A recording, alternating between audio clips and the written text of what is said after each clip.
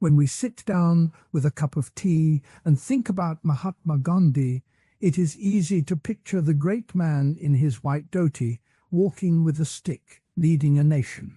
But before any of that, there was a boy who lived in a small town called Porbandar on the western coast of India. He was born on October the 2nd in 1869. His name was Mohandas Karamchand Gandhi. His family was part of the local trading community. His father, Karamchand Gandhi, worked as the chief minister of the town. He was a man who dealt with the law and with public affairs. He often went to meetings and helped settle disputes. He taught his children the value of duty and honesty. Gandhi's mother, Putlibai, was a deeply religious woman. She prayed many times a day. She kept a small altar in the house and offered simple food to the gods. She taught her children to be kind, to share, and to respect all living things. From her, young Mohandas learned to see the divine in everyday life. Think of a child in a playground. He has a bright red ball. Another child wants to play with it. The first child might keep the ball to himself, but his mother's gentle voice reminds him that sharing brings joy to both. That is how Putlibai's teachings felt to Gandhi. She would say, "If you have food, give some to those who are hungry." She would smile when the boy offered a piece of his mango to a sibling. In those small moments, the idea of caring for others took root in his heart. Gandhi's early schooling was at a local school in Porbandar. He learned to read and write in Gujarati, the language of his home. He also learned Hindi and a little Arabic. The school was strict. The teachers expected students to sit straight, to answer quickly, and to respect the rules. One day, a classmate stole a piece of chalk. The teacher caught him and punished the whole group. The boy who stole the chalk felt ashamed, but the rest of the class felt angry because they were blamed for something they did not do. Gandhi, who was still very young, felt a tug in his chest. He thought about fairness. He thought about how it felt to be punished for another's mistake. He did not speak up then, but the feeling stayed with him. When Gandhi grew to be a teenager, he faced a different kind of test. He went to a boarding school in Rajkot. The school was far from home. He missed his mother's prayers and the smell of home cooking. At the school, there was a boy who liked to push others around. He would take the best seats and tell others they could not sit there. One afternoon, the bully took a seat that a younger boy had chosen. The younger boy tried to speak up, but the bully laughed. Gandhi, who was watching, felt a surge of protectiveness. He stepped forward and said, "You cannot take his seat. He was here first." The bully turned his eyes on Gandhi, but Gandhi stood firm. The bully backed down, not because he feared Gandhi's strength, but because Gandhi spoke calmly and clearly. That moment was a small example of standing up for someone else, even when the odds were not in your favor. These early experiences of sharing and standing up for others are simple, but they are the soil in which Gandhi's later ideas grew. They were not dramatic battles, but they were real moments that taught him about kindness, fairness, and courage. When Gandhi turned 16, his family sent him to a boarding school in Rajkot that followed a strict British curriculum. The school was far from his home, and the teachers spoke English. The boy who had learned to share toys and speak up for a friend now had to learn a new language and new ways of thinking. He struggled at first. He missed his mother's voice and the familiar smells of Porbandar. In his diary, he wrote, "I feel like a small fish in a big pond." He felt out of place, but he kept trying. He learned to read English, and he began to read books that were not part of his everyday life. One of the first books that caught his eye was the Bhagavad Gita. He found a copy in the school library. The Gita is a dialogue between a warrior named Arjuna and his charioteer, who is actually a god. The text talks about duty, about doing the right thing even when it is hard. Gandhi read the Gita in his teenage years and felt a deep connection. He wrote later, "The Gita has become my guide, my friend, my teacher." He saw in the Gita a call to act without selfish desire, to do work for the good of all, and to stay calm in the face of trouble. The verses reminded him of his mother's prayers and his father's sense of duty. He began to see that the spiritual teachings of his home could be a guide for the larger world. While Gandhi was still a student, the world around him was changing. The British Empire ruled India, and many Indians were beginning to question that rule.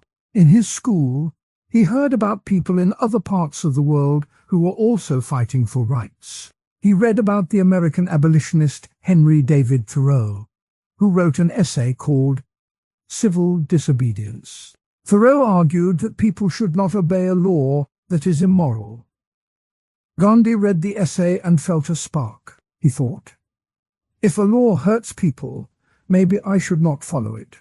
He also read about Leo Tolstoy, a Russian writer who wrote about love, nonviolence, and the simple life. Tolstoyan ideas about love and peace reached Gandhi through letters that were sent to him later, but the seeds were already there. The simple language of Thoreau and Tolstoy made complex ideas feel close to home. After finishing school, Gandhi traveled to London to study law. He left his family and the familiar streets of Porbandar behind. In London, he lived in a small room, shared meals with other Indian students, and tried to learn the ways of the British legal system. The city was loud, crowded, and very different from the quiet sea town of his childhood. He felt a mix of excitement and loneliness. He missed his mother's prayers and the taste of the mangoes from his garden. He also felt the weight of expectations. His father had hoped he would become a lawyer who could help the community. Gandhi wanted to honor that hope, but he also felt something deeper stirring inside him. During his time in London, Gandhi read more books. He read the works of John Ruskin, who wrote about the importance of honest work and the dangers of greed. He read more of Thoreau's Walden, a book about living simply in nature. He read about the Christian idea of love and forgiveness. He also read about the African American experience in the United States. All of these ideas mixed together in his mind. He began to see a pattern. Many thinkers from different places were calling for love, for fairness, for a life that respects all people. He started to think that perhaps the same ideas could help his own country. When Gandhi finished his studies and returned to India, he found that his family's status had not changed. They were still respected, and his father still served the community. But Gandhi felt a pull toward something larger. He decided to go to South Africa, a place where many Indians had moved to work on railways and farms. He hoped to find work as a lawyer there. He left his mother's home with a small suitcase and a heart full of questions. In South Africa, Gandhi faced a harsh reality that would shape his future. He arrived in a land where the color of his skin mattered more than his qualifications. One evening, he stepped onto a train in Pietermaritzburg. He had a ticket for the first class, but a white passenger told him he could not sit there because he was Indian. The conductor asked for his ticket, and Gandhi showed it. The conductor still told him to move to the third class. Gandhi stood his ground. He said, "I have a ticket for first class. I will not move." The white man shouted, "You must go to the back." Gandhi calmly replied, "I will not move until you give me a seat." The scene turned into a small crowd. The conductor finally asked the manager, The manager said Gandhi could not sit in first class because of the law. Gandhi was forced to step down. He walked away from the train, feeling the sting of humiliation. He wrote later, "The incident opened my eyes to the reality of the color bar." This was his first direct encounter with racism. It was not a distant story. It was his own body, his own mind, feeling the weight of an unjust rule. Gandhi's experience in South Africa did not end there. He saw Indian workers being forced to work long hours for little pay. He saw families living in cramped, unsanitary conditions. He saw the law treat them as second-class citizens. He began to speak up. He organized a group of Indians to protest the law that required them to carry passes at all times. He wrote letters to the British officials asking for fairness. He also wrote to his mother back in Porbandar, describing the hardships. In his letters, he quoted the Bhagavad Gita, saying, "When duty calls, we must answer." He also quoted Tolstoy, writing, "All that is needed is love and truth." The letters traveled back and forth, connecting his Indian roots with his new reality. While in South Africa, Gandhi also read more about Thoreau's idea of civil disobedience. He wrote a pamphlet called An Appeal to the Conscience of the British Government. In it, he asked the British to treat Indians with fairness. He said, "If a law is unjust, it is our duty to refuse it." He used simple language because he wanted ordinary people to understand. The pamphlet spread among Indian workers, and many began to join his cause. He organized a non-violent march where people walked together, holding signs, singing songs, and refusing to carry the passes. The police tried to stop them, but the crowd stayed calm. When the police arrested them, the crowd did not fight back. They accepted the punishment, believing that the truth would shine through. This early experiment in non-violent protest would become the core of Gandhi's later work in India. The ideas that shaped Gandhi's early life were not only from his family and his own experiences. They also came from thinkers far away. Leo Tolstoy wrote a letter to Gandhi in 1908, praising his work. In that letter, Tolstoy said, "Your path is the path of love and truth. It is the way to free the world." Gandhi replied, "Your words give me strength. I will keep walking." The exchange of letters showed how two people from different continents could share a common vision. Thoreau's essay, which Gandhi read while in South Africa, gave him a practical way to act on his belief that unjust laws should not be obeyed. The simplicity of Thoreau's language made it easy for Gandhi to explain to his followers. He would later say, "We must obey the higher law within us, not the law of the land when it hurts." He also read about the teachings of Jesus, especially the Sermon on the Mount, where Jesus said, "Blessed are the peacemakers." Gandhi took that idea and made it a part of his own philosophy. People sometimes argue that Gandhi's early life gave him an unfair advantage. They say he was born into a wealthy family, so he never really knew what poor people feel. That argument points to his father's position as a public servant, his mother's comfortable home, and his education in England. The reply to this criticism is simple. Even though Gandhi had a comfortable upbringing, he chose to walk away from that comfort. He left his home, his family, and his safe job to stand with people who were treated badly. He gave up a promising legal career to fight for justice. He also faced personal hardships, such as being thrown in jail, being beaten, and losing his son. Those experiences show that he was not shielded from suffering. Another common counter-argument is that Gandhi's ideas were mostly borrowed from Western thinkers like Tolstoy and Thoreau, and that he was not truly an Indian thinker. The reply to this claim is that Gandhi took ideas from many places and wove them together with his own culture. He mixed the teachings of the Bhagavad Gita, the simplicity of Thoreau, the love of Tolstoy, and the compassion of his mother.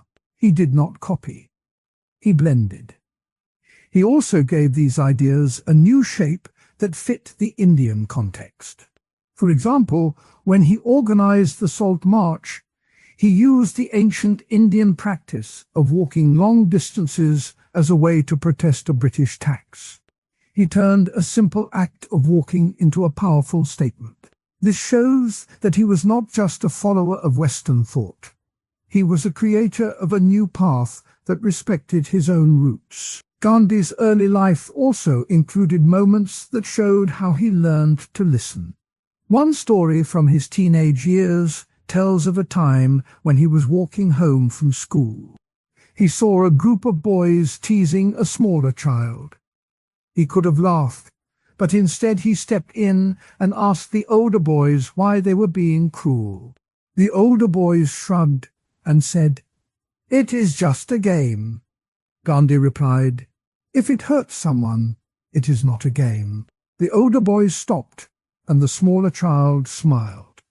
This simple act of listening and caring for the small one shows how Gandhi's early sense of fairness grew. Another anecdote comes from his time in South Africa, when a group of Indian labourers were forced to work under a new law that limited their wages. Gandhi sat down with the workers, listened to their complaints, and then wrote a letter to the employer. He said, "If we treat each other with respect, we can find a way that works for both." He also offered to help them organize a meeting where they could speak directly to the manager. The meeting led to a small raise in wages. This shows how Gandhi learned to combine listening, speaking, and acting in a calm way. These stories, examples, and influences all point to a pattern. Gandhi's childhood in Porbandar gave him a foundation of love and duty. His mother's faith taught him to see the divine in all. His father's public service showed him how to work for the community. The simple act of sharing a toy taught him that happiness grows when we give. The teenage stand against a bully taught him that speaking up can protect the weak. The reading of the Bhagavad Gita gave him a spiritual compass. The encounter with racism in South Africa opened his eyes to injustice. The letters from Tolstoy and the essays of Thoreau gave him tools to fight without violence. All these pieces came together to shape a man who would later lead a nation. To bring the picture closer, imagine a garden. In the garden, a seed is planted by a farmer. The seed is small, but it holds the potential to become a big tree. The soil, the water, the sun, and the care of the gardener all affect how the seed grows. Gandhi's early life was like ahimsa and satya are the two ideas that sit at the heart of Gandhi's thought. Ahimsa means non-violence. It is the choice not to hurt another living being, even when we feel angry or scared. Satya means truth. It is the habit of saying what is real, even when the truth hurts or makes us look weak. Think of a time when a friend shouted at you and you wanted to hit back. Ahimsa is the pause that stops your hand from moving. Think of a moment when you made a mistake and could have blamed someone else. Satya is the breath that lets you own up to the error. Those simple choices are the building blocks of Gandhi's life. When Gandhi first heard about ahimsa, he was a young lawyer in South Africa. He read the ancient Jain text that called ahimsa the highest duty. A Jain philosopher named Mahavira taught that every creature has a soul, and that hurting another soul is like cutting a branch from a tree that is still growing.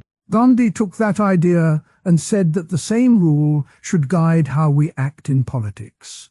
He also read the Christian pacifist writings of Leo Tolstoy. Tolstoy wrote, "All war is a crime. He argued that love should be the only force we use. Gandhi saw a link between the Jain respect for life and the Christian call for love.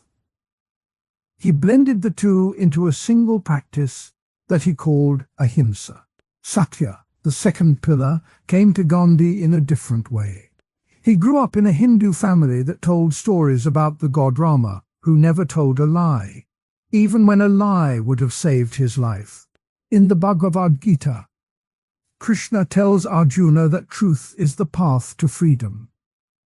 Gandhi took that story and turned it into a daily habit. He kept a notebook where he wrote down every time he slipped, every time he told a half-truth. He would read the note later and ask himself why he had not been fully honest. In his own words, truth is the most powerful weapon. He meant that truth can break down walls that weapons cannot. Let us look at a real event that shows ahimsa in action. In 1913, the British government passed the Rowlatt Act. The law let the government imprison anyone without a trial if they thought the person might be a danger. Indians saw the law as a betrayal of the promises made during World War I. Gandhi organized a peaceful protest in Bombay. He asked the crowd to stand still, to chant, to hold up signs, but not to throw stones or break windows. The police tried to break up the crowd with batons. The crowd did not fight back. Instead, they sang songs of peace. Some people were arrested, but the protest stayed non-violent. The British were surprised. They could not crush a movement that refused to use force. This protest showed that ahimsa can turn a crowd into a moral shield. A second story shows both ahimsa and satya together. In 1930, Gandhi started the Salt March. The British had a monopoly on salt. They forced Indians to buy salt only from the British, even though the sea was full of it. Gandhi said, "If a law makes us break our conscience, we must not obey it with violence." He walked 240 miles from his home in Sabarmati to the coast at Dundee. Along the way, he told people the truth about why the salt tax hurt them. He told them that the law was unfair, that it made families spend money on something they could get for free. When he reached the sea, he did not smash the British salt depot. He simply collected a handful of sea salt and declared it his own. The act was illegal, but it was done without a weapon. The British could not call it a violent rebellion. The world saw a man who broke a law by making salt, not by shooting guns. The Salt March became a symbol of how truth and non-violence can work together to challenge a powerful empire. These two events are often taught in history books, but the deeper point is the method. Gandhi did not rely on secret plans or hidden weapons. He relied on two simple habits. First, he refused to let anger turn into a punch. Second, he refused to hide behind lies. He believed that if a movement keeps both habits, it can survive even the strongest attacks. Some people argue that ahimsa cannot work in war. They say that if an enemy has guns, a group that only uses words will be killed. They point to World War II and ask why Gandhi did not try to stop the Nazis with non-violence. The answer is that Gandhi himself said that ahimsa is a personal practice first. He believed that a nation can only become non-violent when its people have learned to love each other at the individual level. He also said that in a war where the enemy does not respect life, non-violent resistance may not stop the killing, but it can still save lives by refusing to support the war effort. For example, Gandhi urged Indians to refuse to buy British cloth, to refuse to serve in the British Army, and to refuse to pay taxes that funded the war. Those actions did not stop the war, but they made it harder for the British to keep the empire. The point is that ahimsa does not promise to end every battle, but it promises to keep the soul of the resistor clean. When a group chooses not to kill, it keeps the moral high ground and can appeal to the conscience of the world. Another common objection is that satya can be harmful. People say that telling the whole truth can hurt relationships, can cause panic, or can break a fragile peace. They ask, is it better to tell a lie if it protects a child? Gandhi answered that truth is not a blunt instrument. He said that truth must be spoken with love and with timing. He taught that a truth spoken harshly can become a weapon, but a truth spoken gently can heal. He gave the example of a mother who tells her child that a loved one has died. The mother does not hide the fact, but she uses simple words and a calm voice. The child feels the loss, but also feels the care. In the same way, a leader who tells a nation the truth about a bad economy must do it in a way that inspires people to act, not to despair. Gandhi's own practice was to test each truth in his own heart first. He would ask, is this truth spoken from love or from anger? If the answer was the latter, he would hold back or soften the words. In that sense, satya is not a rule that forces us to speak everything at once, but a rule that asks us to be honest in a way that builds trust. To see how these ideas work today, look at the civil rights movement in the United States. Martin Luther King Jr. studied Gandhi's ahimsa and satya. He organized bus boycotts, sit-ins, and marches that never turned violent. He also spoke the truth about segregation, even when it made white leaders angry. King's "I have a dream" speech is a perfect example of satya, spoken with hope. He told the nation that the promise of freedom in the Constitution was still broken. He did not hide the fact that black people were still treated unfairly. Yet he used love as his guide. This shows that Gandhi's principles can travel across continents and still work. In modern India, ahimsa and satya still shape politics. When a farmer group protests a new law, many of them choose to sit on the road, to pray, to chant, rather than to set fire to government buildings. They say that violence would only hurt their own families and would make the public turn against them. They also speak the truth about why the law hurts them, even though the government tries to paint them as troublemakers. The media sometimes calls these actions soft or ineffective, but the protesters argue that staying non-violent keeps the moral message clear. They cite Gandhi's example to remind themselves that a movement that hurts its own people loses its power. Another example comes from the environmental movement. Climate activists often stage peaceful marches, block roads with their bodies, or plant trees in front of construction sites. They do not use weapons. They speak the truth about rising temperatures, about the loss of species, even when that truth makes people uncomfortable. They follow Gandhi's rule that truth must be spoken even when it hurts, because the truth can wake people up. At the same time, they keep the protest non-violent, because they want the public to see them as caring citizens, not as threats. These modern cases show that ahimsa and satya are not just old ideas. They are tools that anyone can use. They do not require a special religion or a special education. They require a willingness to pause, to listen, and to speak from the heart. Let us return to the ancient sources that inspired Gandhi.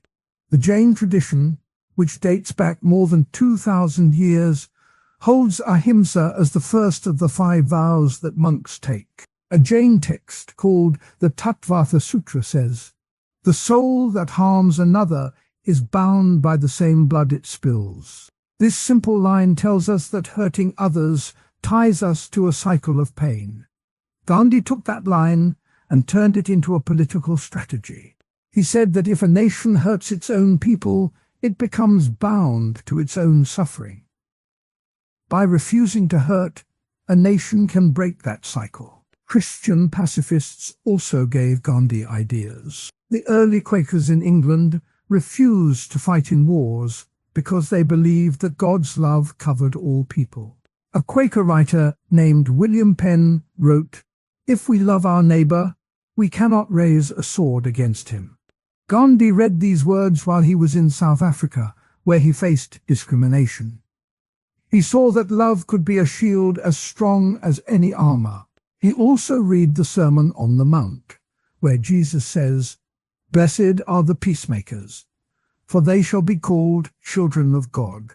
That line helped Gandhi shape his own phrase, "The servant of the people must be a peacemaker." When we compare Gandhi's ideas with other thinkers, we see both similarities and differences. For instance, the German philosopher Immanuel Kant argued that we must act according to universal moral laws, and that lying is always wrong. Gandhi agreed that lying harms the moral law, but he added that the way we speak must also be kind. Kant's idea is more about duty, while Gandhi's idea is about the heart. Another thinker, the French existentialist Jean-Paul Sartre, said that we are free to choose any action, even violence, if we accept responsibility. Gandhi would say that freedom without love leads to chaos. He believed that true freedom comes when we choose not to hurt and choose to tell the truth. Now, let us hear a few words directly from Gandhi. He wrote, "Ahimsa is the highest virtue. It is the most powerful weapon in the world." He also said, "Truth is the only way to the divine." In a letter to a friend, he wrote, "When we speak truth, we are not afraid of the future. When we keep peace, we are not afraid of the past." These short lines capture the core of his teaching. He kept his language simple, so that anyone could understand. He never used fancy words to hide his meaning. We also have a quote from a Jain monk. "The soul that harms another is bound by the same blood it spills." And from Tolstoy, a Christian pacifist, we have, "All war is a crime. The only way to win is to love." Both of these quotes echo Gandhi's own voice. By hearing these voices together, we see a chorus of thought that runs across religions and centuries.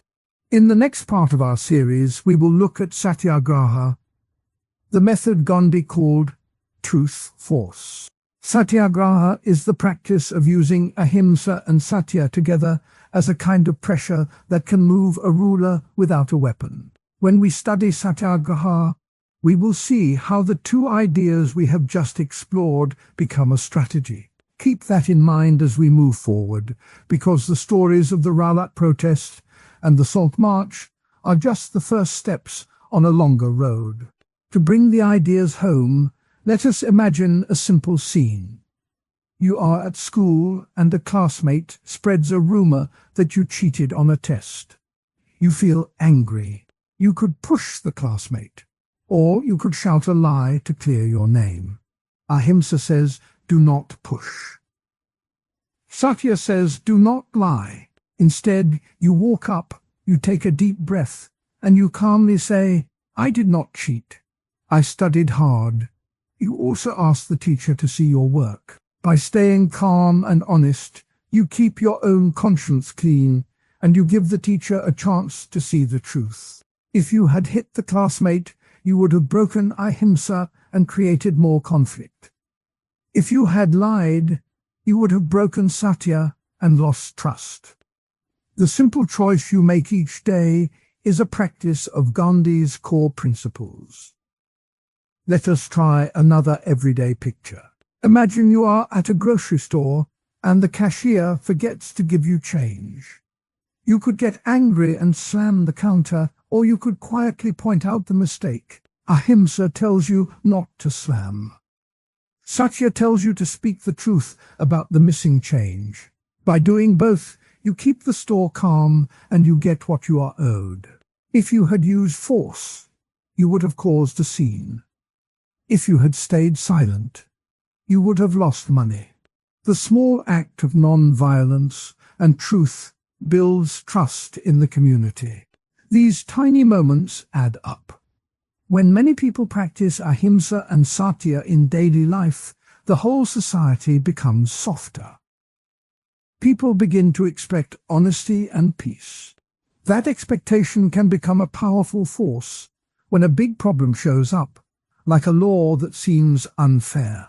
The Rowlatt protest showed that when a crowd stayed non-violent, the police could not use force without looking cruel. The Salt March showed that when a leader broke a law with a simple act of truth, the world saw the injustice clearly. Both events prove that small habits can become huge changes. Now let us look at a more challenging case. In 1947, when India was being divided into two countries, there was a lot of violence. Some people said that ahimsa had failed because the bloodshed was massive. Gandhi replied that ahimsa is a personal practice that can be broken by fear, but that does not mean the idea is wrong. He said that when a crowd feels threatened, it may act in ways that go against non-violence. He urged people to return to ahimsa even in the darkest moments. He also reminded them that truth can be painful, but it can also bring healing. He said, even a single truth spoken can open a door that 1,000 lies have closed. This shows that ahimsa and satya are not guarantees of peace, but they are guides that can help us find a way back when we lose our way. The counter-argument that non-violence is unrealistic in war can be answered with the story of the Indian Army during the 1971 war that led to Bangladesh's independence. Some Indian soldiers chose to protect civilians without using lethal force when possible.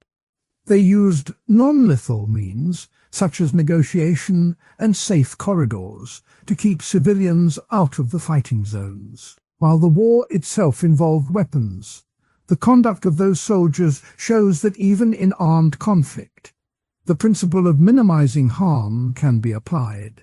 It does not mean that every war must be fought without any force, but it does mean that we can aim to keep the harm as low as possible. That is a version of ahimsa that works within the reality of war. The second counterargument, that truth can be harmful, is answered by the idea of compassionate truth. When a doctor tells a patient a serious diagnosis, the truth can cause fear. But if the doctor tells it with care, explains the options, and stays with the patient, the truth becomes a source of hope. Gandhi practiced compassionate truth when he spoke to the British about the injustice of the salt tax. He did not just. When we talk about satyagraha, we are really talking about a way to fight that does not use fists or guns. It is a way of standing up for what is right by staying calm and refusing to give in to violence. Imagine you are sitting in a classroom and the school makes a rule that you think is unfair. Maybe the rule says you cannot wear any shoes that are not black. You and a few friends feel that the rule limits your expression. Instead of shouting or breaking the rule, you decide to walk out of class together. You gather your things, you sit quietly in the hallway, you keep your voice low, and you do not push anyone. You simply refuse to follow the rule, and you do it with a calm heart. That is a tiny version of satyagraha. It shows the steps in a clear way. The first step in any satyagraha is to see clearly what the injustice is. You need to know why the rule feels wrong. In the school example, the rule limits personal choice, and it does not help anyone learn. The second step is to talk to other people who feel the same way. You ask your classmates if they also think the rule is unfair. You listen to their thoughts, and you share yours. You build a small group that understands the problem. The third step is to decide on a non-violent action. In our story, the action is walking out of class and staying in the hallway. You do not throw anything. You do not shout. You simply refuse to obey the rule. The fourth step is to accept the consequences. The school might call you to the office, you might get a warning, or you might even get a detention. You accept that calmly, because you know the purpose is not to cause trouble, but to show that the rule hurts more than it helps. The fifth step is to keep the discipline of non-violence. Even if the teacher raises his voice, you stay quiet. Even if a friend gets angry, you remind yourself that anger only clouds the message. The sixth step is to keep the dialogue open. You ask the school to talk about why the rule exists, and you suggest alternatives, like allowing shoes of any color as long as they are clean. By staying peaceful, you make it easier for the school to listen. Now let us look at a larger example. Imagine a small town where the government decides to raise a tax on water. The tax is very high and most families cannot afford it. The people feel that the tax is unfair because the water comes from a river that belongs to everyone. The community decides to practice satyagraha by refusing to pay the tax. First, they hold a meeting in the town hall. They explain why the tax hurts them. They write letters to the tax office saying they will not pay until the tax is reduced. Then they organize a peaceful sit-in at the tax office. They bring food, they bring children, they sit quietly on the steps. They do not block the doors, they do not shout. They simply stay there day after day. The government sends officials to ask why they are there. The people answer calmly, "We cannot pay a tax that makes us thirsty." The officials feel pressure because the town's economy slows down when the tax is not paid. The people accept any fines that are issued, but they keep paying their daily bills for water, showing that they respect the need for water, but not the unfair tax. Over weeks, the government sees that the tax is causing more trouble than benefit, and they lower it. This story shows how a whole community can use the same steps. Identify the wrong, gather support, choose a peaceful action, accept the cost, stay disciplined, and keep talking. The ideas behind these steps did not start with a student or a town. They grew out of a long struggle in India.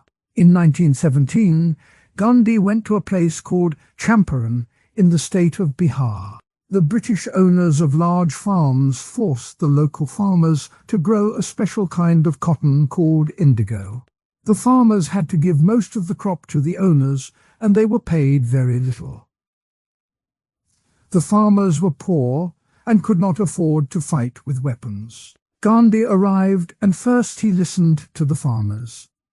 He walked from house to house, sat on the floor, and asked them to tell him what was happening. He then wrote down the complaints and took them to the British officials. He told the officials that the farmers would not work the fields unless the unfair contract was changed. He asked the farmers to stay on the fields, to keep planting, but to refuse to hand over the indigo unless the contract was fair. He told them not to smash the crops or to fight with the police. He told them to stay calm, to accept any punishment, and to keep the fields alive. The British tried to arrest Gandhi, but the farmers surrounded him and said they would not let him go. The tension grew, but because the farmers did not turn violent, the British could not use force without causing a bigger problem. After weeks of talks, the British finally agreed to change the contract. The Champaran agitation showed the power of a step-by-step non-violent plan. It began with hearing the people, then gathering them, then choosing a peaceful stand, then accepting hardship, and finally achieving change. 10 years later, Gandhi led another famous satyagraha that many people still talk about. In 1930, he decided to protest a law that gave the British a monopoly on salt. Salt is a simple mineral that everyone needs, and the British made it illegal for Indians to collect their own salt from the sea. Gandhi chose a very visual act. He walked from his home in Ahmedabad all the way to the coastal town of Dundee, a distance of about 240 miles. He walked slowly, stopping in villages, talking to people, and inviting them to join him.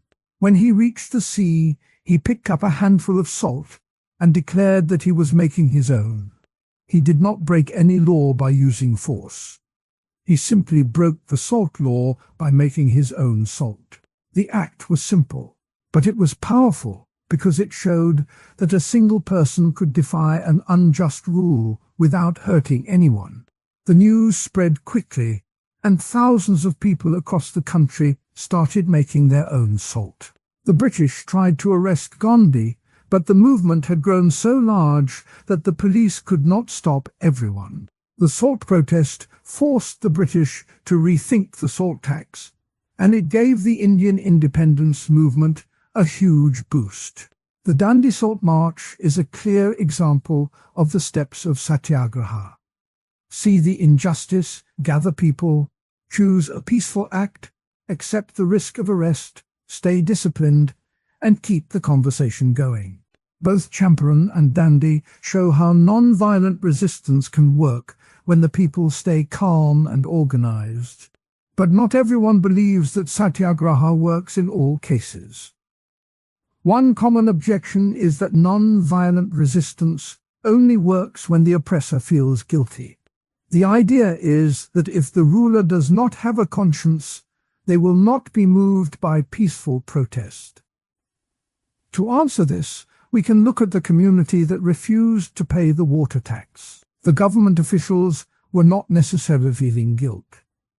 They were simply trying to collect money. Yet the protest still worked because the tax caused a real problem for the town's economy. The pressure came not from guilt, but from the fact that the community's daily life was being disrupted. The government realized that forcing people to pay a tax they could not afford would lead to unrest, loss of work, and more trouble than the tax was worth. So the power of satyagraha can come from the practical impact of the protest, not just the moral feelings of the oppressor. Another objection is that non-violent resistance delays real change. Some people think that waiting, walking, and staying calm takes too long, and that violent revolt would bring faster results. The answer to this is that while violent revolt may bring a quick end, it also brings a lot of loss. In Champaran, if the farmers had taken up arms, the British would have sent soldiers, many lives would have been lost, and the farms could have been destroyed. The peaceful method saved lives and kept the community together. Also, the change that comes from satyagraha tends to be deeper. When people change their hearts, they are more likely to keep the new rules after the conflict ends. In the Dandi Salt March, the British could not simply crush the salt makers without looking like a tyrant. The world watched, and the British had to make concessions. The change lasted longer because it was based on a shared sense of fairness, not just fear. The ideas of satyagraha did not stay in India. A man named Martin Luther King Jr. studied Gandhi's work and used it in the United States during the Civil Rights Movement. King said, "Nonviolent resistance is not a method for cowards. It does resist." He organized sit-ins at lunch counters, bus boycotts, and marches. One of his most famous actions was the Montgomery bus boycott. African Americans stopped riding the city buses after Rosa Parks was arrested for refusing to give up her seat. They walked, carpooled, and used carpools. They stayed calm, they accepted the inconvenience, and they kept the pressure on the bus company. After more than a year, the city finally changed the law and allowed black passengers to sit wherever they wanted. King's work shows how the step-by-step method can be used in a very different place and time. He also added his own ideas, like linking the fight for civil rights to the fight for economic justice. He said, "Injustice anywhere is a threat to justice everywhere." This quote echoes Gandhi's belief that a single act of non-violence can ripple outward.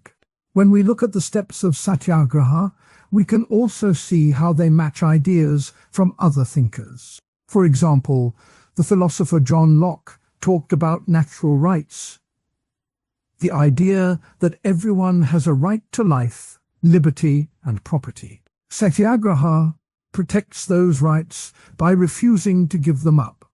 Another thinker, Henry David Thoreau, wrote about civil disobedience. He said that if a law is wrong, you should not follow it.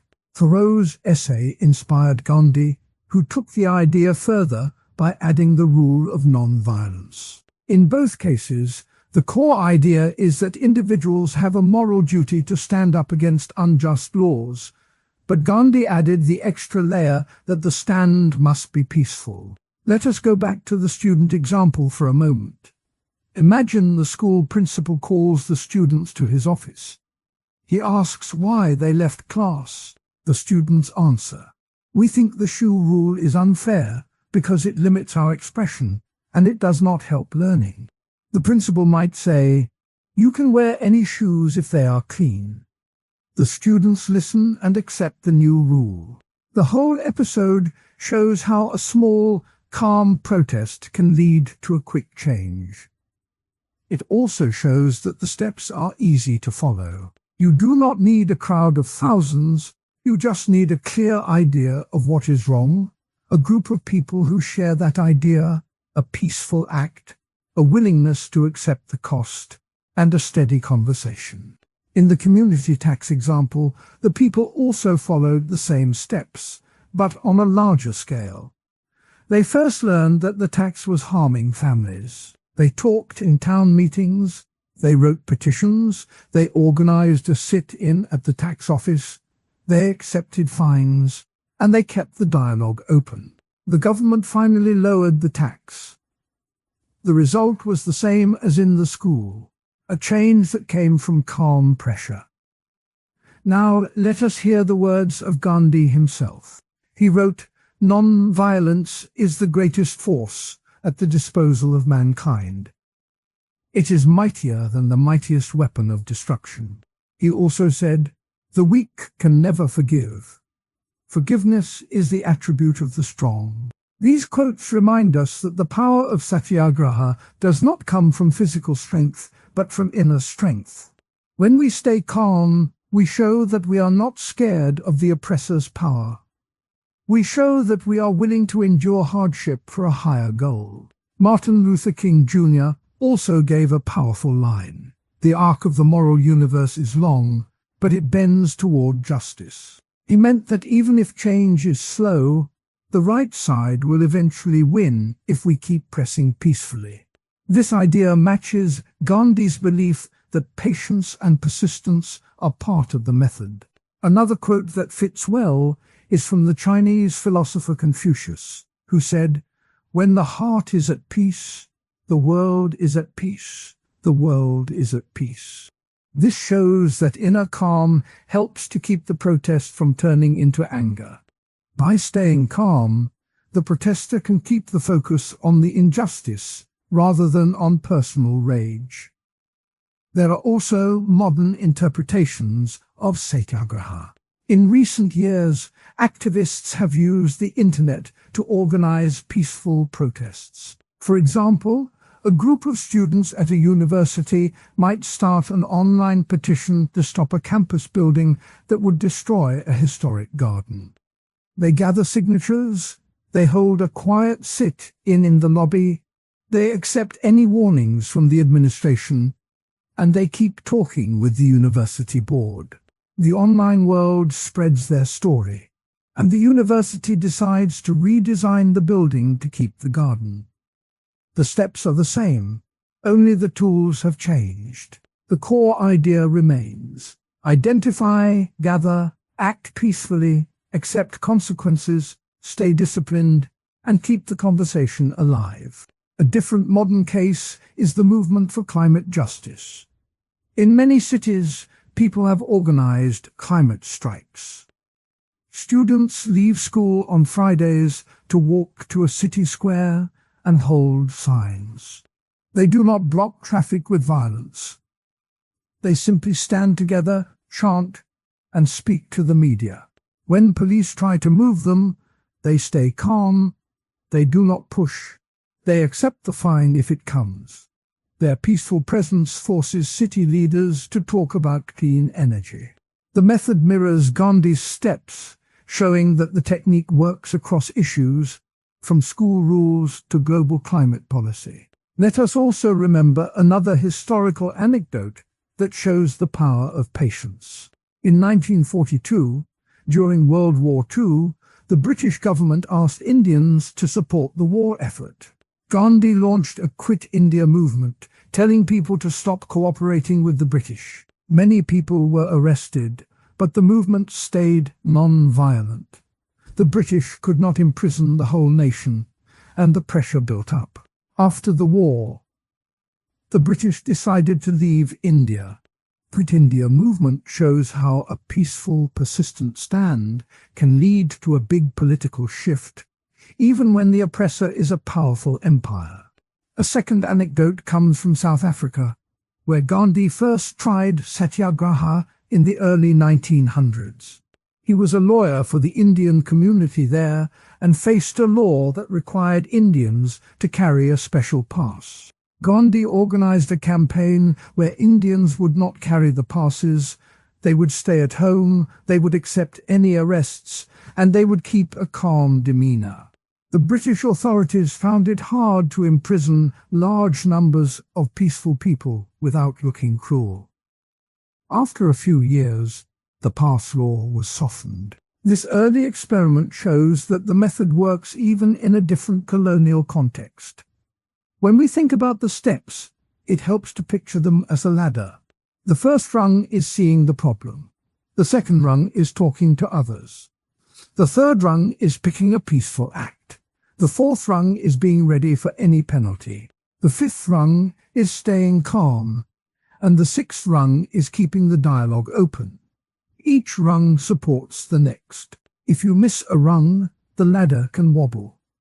For example, if you do not accept the penalty, you might become angry and break the calm. If you do not keep talking, the oppressor might think you are only trying to cause trouble. By following each rung, you keep the whole structure strong. In practice, the steps can look different for each situation. A student might choose to walk out. A community might refuse to pay a tax. A nation might launch a march across a desert. And an online group might flood a website with petitions. The common thread is the same. A calm, organized refusal to accept injustice, combined with a willingness to endure hardship and a steady push for conversation. One more quote from Gandhi helps close the picture. He said, "You must be the change you wish to see in the world." This means that the way we act matters as much as the goal we want. By staying peaceful, we show the world a different way to solve conflict. If we wanted to change a rule, we do not use the same harsh method that created the rule. We use a softer, stronger method. Now let us answer the two counter-arguments again, this time with a short recap. First, the claim that non-violent resistance only works when the oppressor feels guilt. The truth is that it works when the oppressor feels pressure, whether from guilt, fear of unrest, loss of profit, or loss of legitimacy. The community refusing to pay the water tax shows that even a government that does not feel guilty can be moved by practical pressure. Second, the claim that it delays real change. The real change may take time, but the cost of violent change is higher. Loss of life, broken relationships, and lasting hatred. The Champaran agitation and the Dandi Salt March both brought change without bloodshed. They also left a lasting sense of fairness that helped keep the new rules stable. So while the pace may be slower, the outcome is often more lasting and less painful. In everyday life, imagine you are sitting on a porch with a cup of tea and a friend. You start talking about how a small neighborhood decides to build a park. Everyone gathers in the street, brings a chair, and each person has a chance to speak. Some say they need a playground for the kids. Others want a garden for the elders. After a few minutes, the group votes. The decision is not forced from above. It comes from the people who will use the park. This little scene captures what Mahatma Gandhi meant by self-rule, or Swaraj. He believed that true politics starts at the level of the village, the block, the family. The power belongs to those who live the life, not to distant rulers. Gandhi's idea of self-rule grew out of his early experience in South Africa. He saw how a single person could stand up for his own dignity and how a community could protect each other. When he returned to India, he took that feeling and turned it into a plan for the whole country. He wrote that the village is the heart of the nation, the smallest unit of society, and the place where real democracy lives. In his view, a village council, or panchayat, should be the basic political body. The council would discuss problems, listen to every voice, and decide together. No one would be forced to obey a law that never touched their daily life. Think about a family deciding who does the dishes. The parents sit down with the children and ask each child what they prefer. One child says they will wash the plates if they can also choose the TV channel. Another says they will sweep the floor, but only if they get a later bedtime. After a short chat, the family votes. The decision is accepted because everyone had a chance to speak, and the result feels fair. Gandhi used this family picture to explain how a democracy should work. He said that the nation is a big family, and each member has a right to be heard. The vote is not just a number. It is a conversation that respects each person's needs. When Gandhi talked about democracy, he was not only talking about elections. He was also talking about Swaraj as a way of life. He believed that each person should be free to follow their conscience, to work honestly, and to help their neighbors. In a letter to his friend, he wrote, "Freedom is not a gift from the government. It is a habit that we must grow in our hearts." This habit, he thought, could be nurtured in a village council where people meet every week to solve small problems. In that setting, the larger nation learns how to act together. John Stuart Mill, a British thinker, argued that people should be free to speak their minds as long as they do not harm others. Mill's harm principle says that the only reason to limit a person's freedom is to prevent harm. Gandhi liked this idea, but he added a deeper layer. He said that real freedom also means being able to act without violence and without harming the planet. He wrote, "Non-violence is the law of our existence." For Gandhi, a democratic system that respects the harm principle must also be non-violent. The village council then becomes a place where people settle disputes by talking, not by fighting. The Indian constitution makers, especially Dr. B. Ambedkar, took Gandhi's ideas and mixed them with other thoughts. Ambedkar wanted a strong central government that could protect the rights of minorities. He also believed that the constitution should guarantee basic freedoms for every citizen.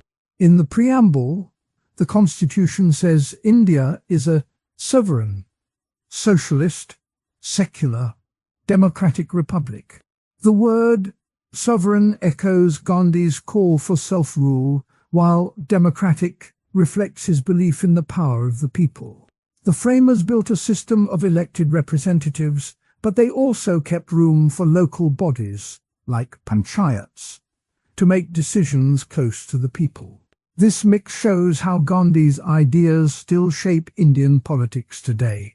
One historical moment that shows Gandhi's political style is the 1922 non-cooperation movement. After the Jallianwala Bagh massacre, Gandhi called on Indians to stop working for the British, to leave schools, and to refuse to pay taxes. He asked people to do this together, not as a few angry rebels, but as a united community. Villages formed their own committees to manage schools, to collect food, and to keep peace.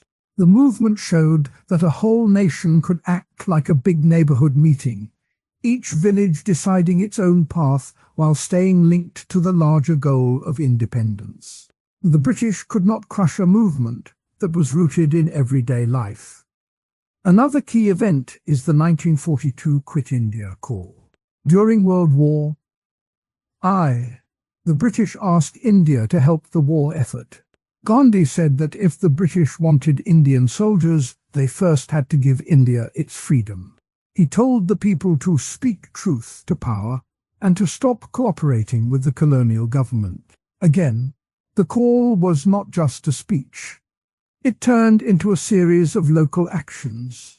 In many towns, people set up people's courts to settle disputes, and in some villages, they organized night watches to protect each other from police raids. The Quit India movement proved that even under repression, a community could keep its own rules and still aim for a larger change. Modern interpretations of Gandhi's political ideas can be seen in today's Gram Sabha meetings in India. In these gatherings, villagers discuss water use, road repairs, and school funding. The government often records the decisions and uses them to guide policy. Some scholars say that this practice is a direct line from Gandhi's vision of village councils. Others point out that the meetings sometimes get dominated by local elites, which can limit the voice of poorer members. Still, the basic idea that people who are closest to a problem should help solve it remains a living part of Indian democracy. Let's bring the idea back to the neighborhood park scenario. Imagine the city council wants to build a big stadium on the empty lot where the park could be. The residents meet, and each person shares their view. Some say a stadium will bring jobs. Others say the park is needed for children to play. The group decides to hold a vote. The result is a compromise. A small sports field for kids and a community garden for seniors. The decision feels fair because it came from the people who will use the space. This mirrors Gandhi's belief that the best policies are those that grow from the ground up, not those imposed from a distant office. Now picture a family deciding who will take out the trash on a rainy day.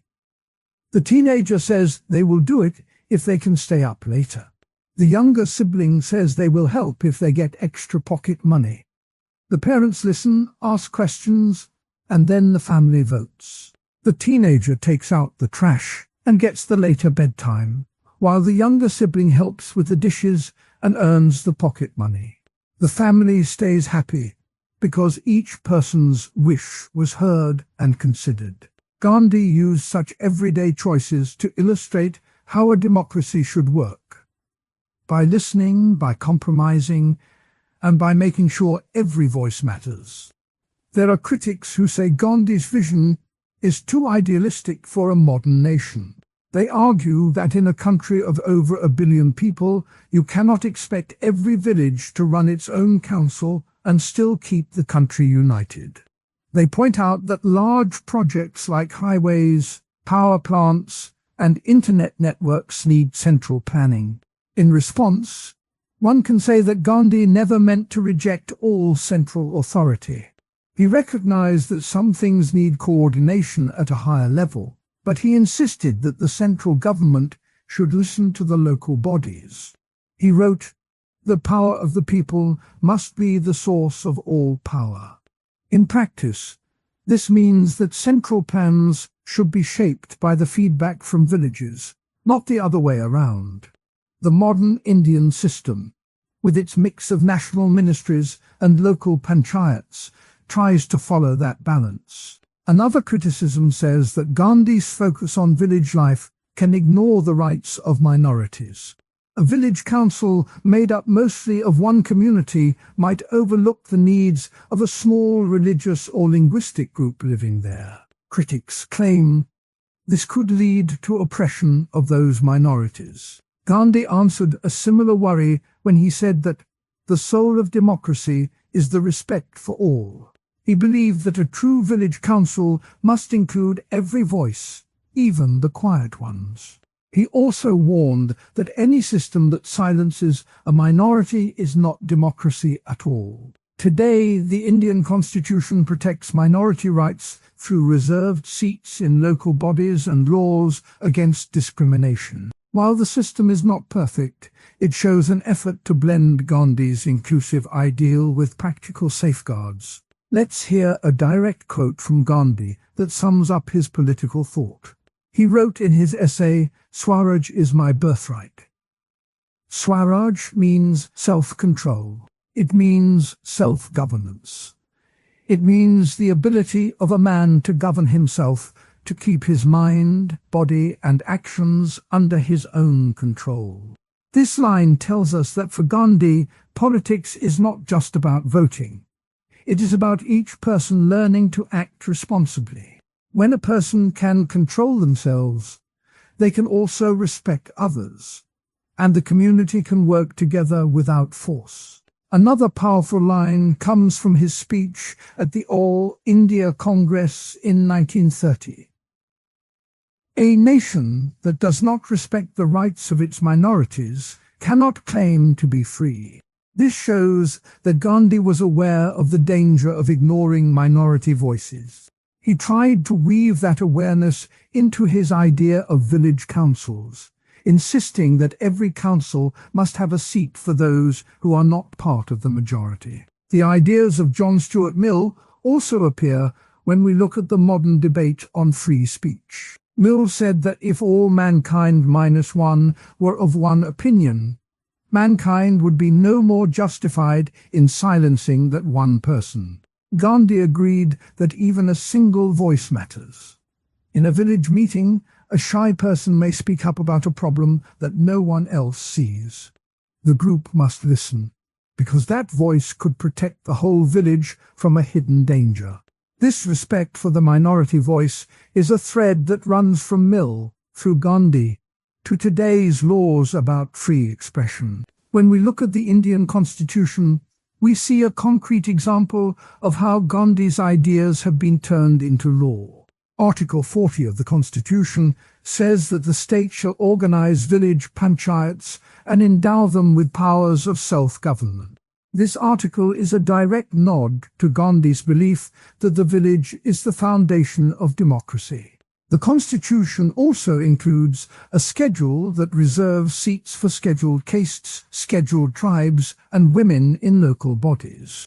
This reservation system tries to protect minorities and ensure that the council truly represents the whole community, addressing the criticism that Gandhi's model might overlook smaller groups. Let's return to the park example, but add a twist. Suppose the city wants to sell the land to a private developer who promises a shopping mall. The neighborhood meets again. Some people are excited about new jobs, while others fear losing green space. The council decides to hold a referendum, letting each household vote. The result is a narrow win for keeping the park, but with a promise to add a small market stall for local sellers. This outcome shows how a democratic process can balance competing interests, a balance Gandhi always tried to achieve. It also shows that the process itself, talking, voting, compromising, creates a sense of ownership that makes the decision stronger. In a family scenario, imagine the children want to choose a new pet. One wants a dog, another wants a fish. The parents ask each child to list why their choice is good. After listening, they let the family vote.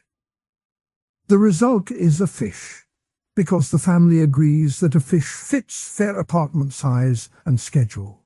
The children accept the decision because they felt heard. This simple story mirrors how a democratic system works best when people feel their opinions matter, even if they do not get exactly what they want. Now think about how technology can help Gandhi's village councils today. Mobile phones let villagers send messages about water shortages, road repairs, or school needs to a central office. The office can then forward the request to the right department. In this way, the old idea of a local meeting is amplified by modern tools. Some scholars say this is a new form of digital Swaraj, where the spirit of self-rule meets the speed of the internet. The basic principle stays the same. People decide what they need, and the government helps them achieve it. We can also see Gandhi's influence in other countries. In South Africa, the concept of Ubuntu, the idea that a person is a person through other people, shares Gandhi's belief that community comes first. Leaders there have set up local councils that let neighborhoods decide on housing projects. While the cultural context is different, the underlying thought that power belongs to the people is similar. This shows that Gandhi's political ideas have traveled beyond India and have been adapted to fit other societies. There are also modern critics who say that Gandhi's emphasis on nonviolence can limit the ability of a nation to defend itself.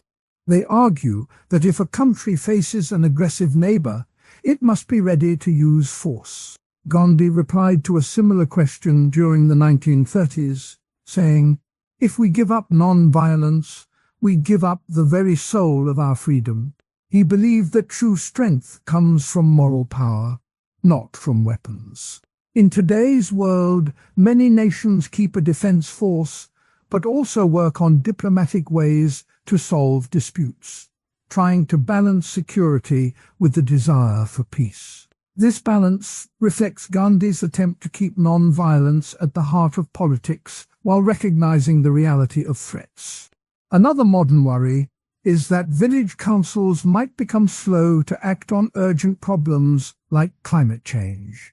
If each small group has to discuss and vote on every issue, the response could be delayed. Gandhi would answer that the solution lies in building a culture of responsibility at the local level. When people are used to caring for their own water supply, they will be quicker to act when a drought hits. He wrote, "The earth is a common home. We must each tend to it as if it were our own garden."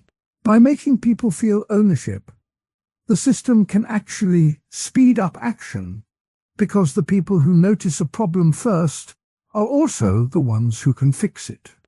Let us revisit the two historical anecdotes to see how Gandhi's ideas played out.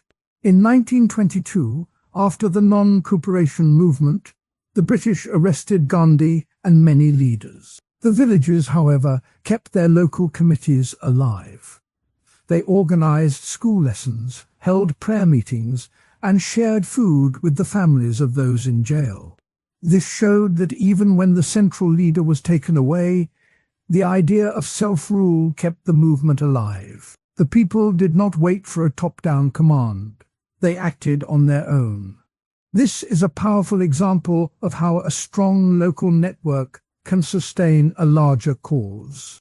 In 1942, when Gandhi launched the Quit India call, the British responded with mass arrests. Yet, in many towns, people set up people's courts that decided on small disputes, like who owed a neighbor money or who needed a share of a harvest. These courts were not recognized by the colonial government, but the locals obeyed them because they trusted the process. The courts kept the social order alive, even as the official law tried to crush the movement. This shows that Gandhi's vision of democracy is not just about voting. It is about everyday people creating the rules they live by. When we look at the Indian constitution today, we can see how Gandhi's ideas have been woven into the legal fabric. The constitution guarantees the right to freedom of speech, assembly, and association, echoing Gandhi's belief that people must be able to gather and discuss.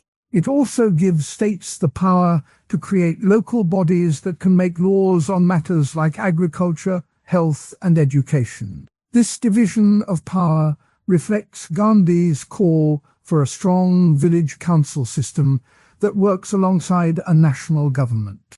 In recent years, the state of Kerala has experimented with people's planning, where local communities draft their own development plans. The state government then funds these plans. This is a modern take on Gandhi's village council, where the people decide what they need most, and the higher level helps them achieve it.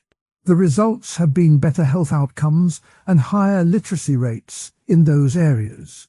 This example shows that Gandhi's ideas are still useful when we try to solve real problems. Let's talk about an analogy that can make this clearer. Think of a school orchestra. The conductor gives the overall direction, but each musician decides how to play their own instrument. If the violinist decides to ignore the sheet music, the whole piece sounds wrong. If each player listens to the conductor and to each other, the music flows smoothly. Gandhi's village council is like the conductor for the community, while each person is like an instrument.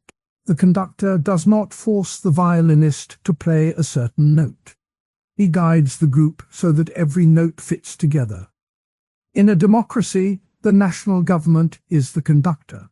Imagine you are sitting at a kitchen table with a cup of tea, and a friend asks why Gandhi cared so much about buying Indian cloth and living with only what you need. You could answer with a story about a homemade sandwich. When you make a sandwich at home, you pick the bread, the cheese, the lettuce. You know where each ingredient comes from. You feel the texture of the bread, you smell the fresh lettuce, and you save a few dollars. If you walk into a fast food place and buy a pre-made burger, you get something that tastes the same, but you never see the kitchen. You never know if the lettuce was wilted or if the beef was raised far away. Gandhi's idea of Swadeshi works the same way. He wanted people to choose the sandwich they make themselves instead of the burger they buy without looking. Swadeshi means of one's own country. In the early 1900s, most Indian households bought cloth that was woven in England and shipped across the sea. The price of that cloth was low because British factories could make it fast and cheap, but the money went straight to the British Empire. Gandhi saw a different picture. He saw that if Indians bought Indian cloth, the money would stay in Indian villages, the weavers would have work, and the whole community would feel a sense of pride.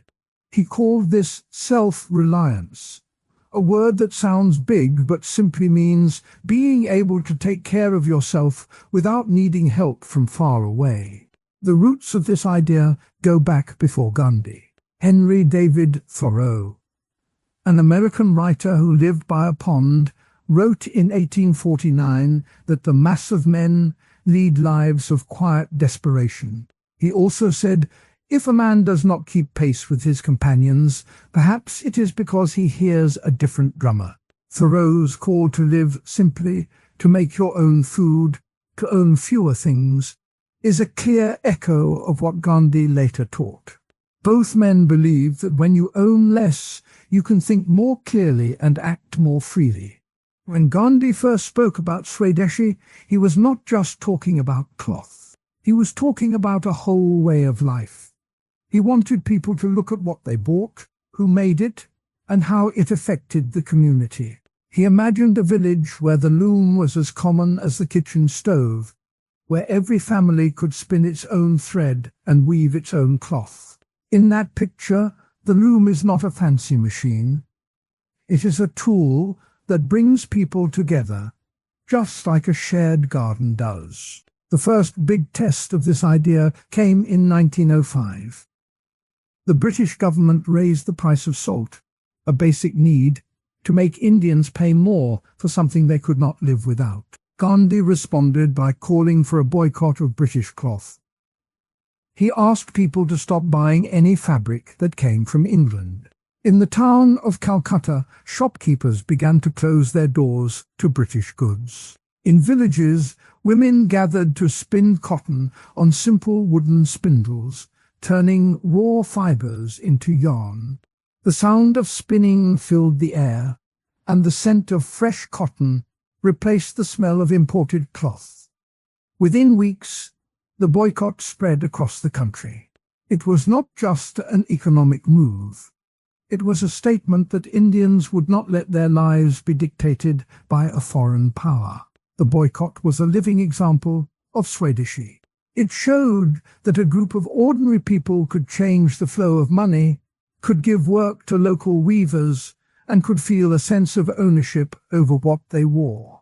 The British tried to stop it by sending soldiers to break up meetings, but the spirit of the movement kept growing. By the time Gandhi returned to India in 1915 after his years in South Africa, the idea of Swadeshi had already taken root in many hearts. When Gandhi came back, he set up spinning wheel workshops called charkas in villages all over the country. The charka is a small, hand-turned wheel that can turn cotton into thread. It does not need electricity, it does not need a factory, and it can be run by anyone, even a child. Gandhi would sit with the villagers, spin thread together, and talk about why it mattered. He told them, if we spin our own thread, we are not dependent on the British. If we make our own cloth, we are not dependent on foreign factories. The workshops became places where people could talk, share ideas, and feel a sense of community. The charka was more than a tool. It was a symbol of independence. The idea of simple living goes hand in hand with Swadeshi. Simple living means choosing to own only what you truly need and to use those things wisely. Gandhi often said, "Live simply so that others may simply live." He believed that if a person spent less on luxuries, they could help a neighbor in need. He also thought that a simple life reduced the waste that harms the earth. In today's world, this looks like fixing a broken toy instead of buying a new one. If a child's plastic car breaks, a parent can glue the wheels back on or replace a single piece, rather than throw away the whole toy and buy a fresh one. That small act saves money, reduces trash, and teaches the child to value what they have. Modern eco-activists often talk about the same ideas. Greta Thunberg, a teenager from Sweden, has warned that our planet cannot handle the waste we create. She says, "I want you to act as if the house is on fire." While her language is urgent, the core of her message is similar to Gandhi's. We must change how we consume. Vandana Shiva, an Indian environmentalist, writes about seed sovereignty, the right of farmers to keep and share their own seeds instead of buying patented ones from big companies. Both of them echo Gandhi's call to keep production close to the people who use it. Let's look at a real-world example that shows Swadeshi in action today. In the Indian state of Kerala, a group of women started a cooperative to weave hand-loomed scarves using cotton grown on nearby farms. They buy the cotton from local farmers, spin it on small charkas, and then weave the scarves. The scarves sell for a modest price, but the profit stays in the village. The women can send their children to school, and the farmers can afford better seeds for the next season. This small circle of buying, making, and selling keeps money inside the community, just like Gandhi imagined. Another example comes from a town in the United States where a community decided to start a buy local market. Instead of driving to a big supermarket that ships food from far away, The town's residents buy vegetables from a farmer who grows them on a nearby plot. They also buy bread from a local bakery that uses flour milled in the same region. The result is that the town's carbon footprint drops. The farmer earns a stable income, and the residents feel more connected to the land that feeds them. The idea is the same as Gandhi's Swadeshi, only the scale is smaller and the setting different. Of course, there are people who argue against Swadeshi. One common claim is that it hurts global trade. Critics say that if every country only bought from its own producers, the world would lose the benefits of specialization. They point to the fact that a country like Brazil can grow coffee better than most places, while a country like Japan can make cars more efficiently. If Brazil stopped selling coffee to the world, the argument goes, both Brazil and coffee lovers would suffer. This is a fair point. But Gandhi's idea was never to shut the world completely. He wanted people to be careful about what they bought, to prefer local goods when they could, and to avoid buying things that only serve the interests of a distant power. In the modern world, this means supporting local businesses where possible, while still engaging in fair trade where it makes sense. The balance is the key. A second criticism is that simple living is a luxury that only the poor can afford. Some say that people who have a lot of money can afford to buy a big house, a fancy car, and travel the world, and that they cannot be expected to give that up. The counterpoint is that simple living is not about giving up everything you enjoy. It is about choosing what truly adds value to your life. A wealthy person can still decide to drive a fuel-efficient car, to repair a broken watch instead of buying a new one, or to donate a portion of their income to help others. Simple living can be a practice for anyone, rich or poor, because it is about intention, not about income level. Let's bring those counter-arguments together with simple answers. If you worry that Swadeshi hurts global trade, think of it like a garden. A garden can grow vegetables for your family, but you can still trade the extra tomatoes for a neighbor's eggs. You are not cutting off trade. You are just making sure you are not dependent on a single source. If you think simple living is only for the poor, imagine a person who owns a huge closet full of shoes they never wear. By donating half of those shoes, they free up space, feel lighter, and help someone else. The act of giving does not require being poor. It only requires noticing what you have in excess. Gandhi also used stories to make his points. He once told the story of a man who kept buying new shoes because his old pair had a small hole. The man spent all his money on shoes and could not afford to feed his family. When Gandhi asked him why he kept buying shoes, the man said, "I need them for work." Gandhi replied, "If you fix the hole, you can keep the shoes longer and you will have money for food." The moral is simple. Fixing what you have is often better than buying new, and it leaves room for other needs. Another anecdote comes from the time when Gandhi was in South Africa. He saw a group of Indian workers who were forced to buy food from a company store at high prices. Gandhi organized a boycott of the store and encouraged the workers to bring food from home. They learned to cook simple meals, share recipes, and support each other. The boycott succeeded, and the company lowered its prices. This story shows how simple living, cooking at home, sharing food, can be a powerful tool against unfair economics.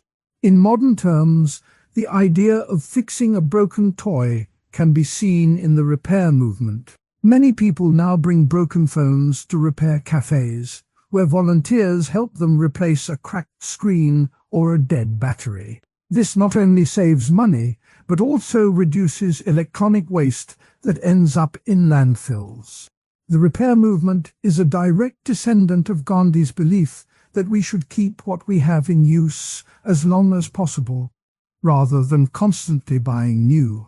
Let's bring in a quote from Gandhi himself that ties Swadeshi and simple living together. He wrote, "It is the duty of a free people to keep a watchful eye over their own lives, to be self-reliant, and to keep their own culture alive." In plain words, he is saying that we must watch what we buy, make what we can, and keep our traditions alive. This is not a call for isolation, but a call for awareness. Another powerful quote comes from Thoreau, who said, "Our life is frittered away by detail.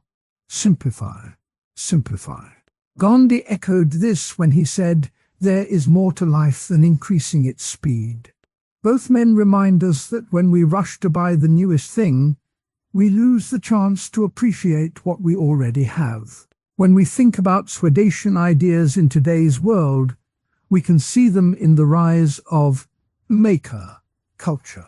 People are learning to knit, to sew, to program small computers, to build furniture from reclaimed wood. The maker movement is a modern form of the charkha, where the tool is a 3D printer or a sewing machine, but the principle is the same. Create locally, rely less on distant factories, and find joy in the process of making. Eco-activists also talk about zero waste. This means trying to produce as little trash as possible. The idea fits neatly with Gandhi's simple living. If you use a reusable water bottle instead of buying plastic bottles, you reduce waste. If you carry a cloth bag to the market instead of using a plastic one, you cut down on trash. The small choices add up, just like a river of many drops becomes a strong current. You may wonder how these ideas fit into a global economy where companies sell products across continents. The answer is that the world is not all or nothing. You can still buy a smartphone made in another country, but you can also choose to support a local shop for the things you need every day. You can still travel, but you can also walk or bike for short trips.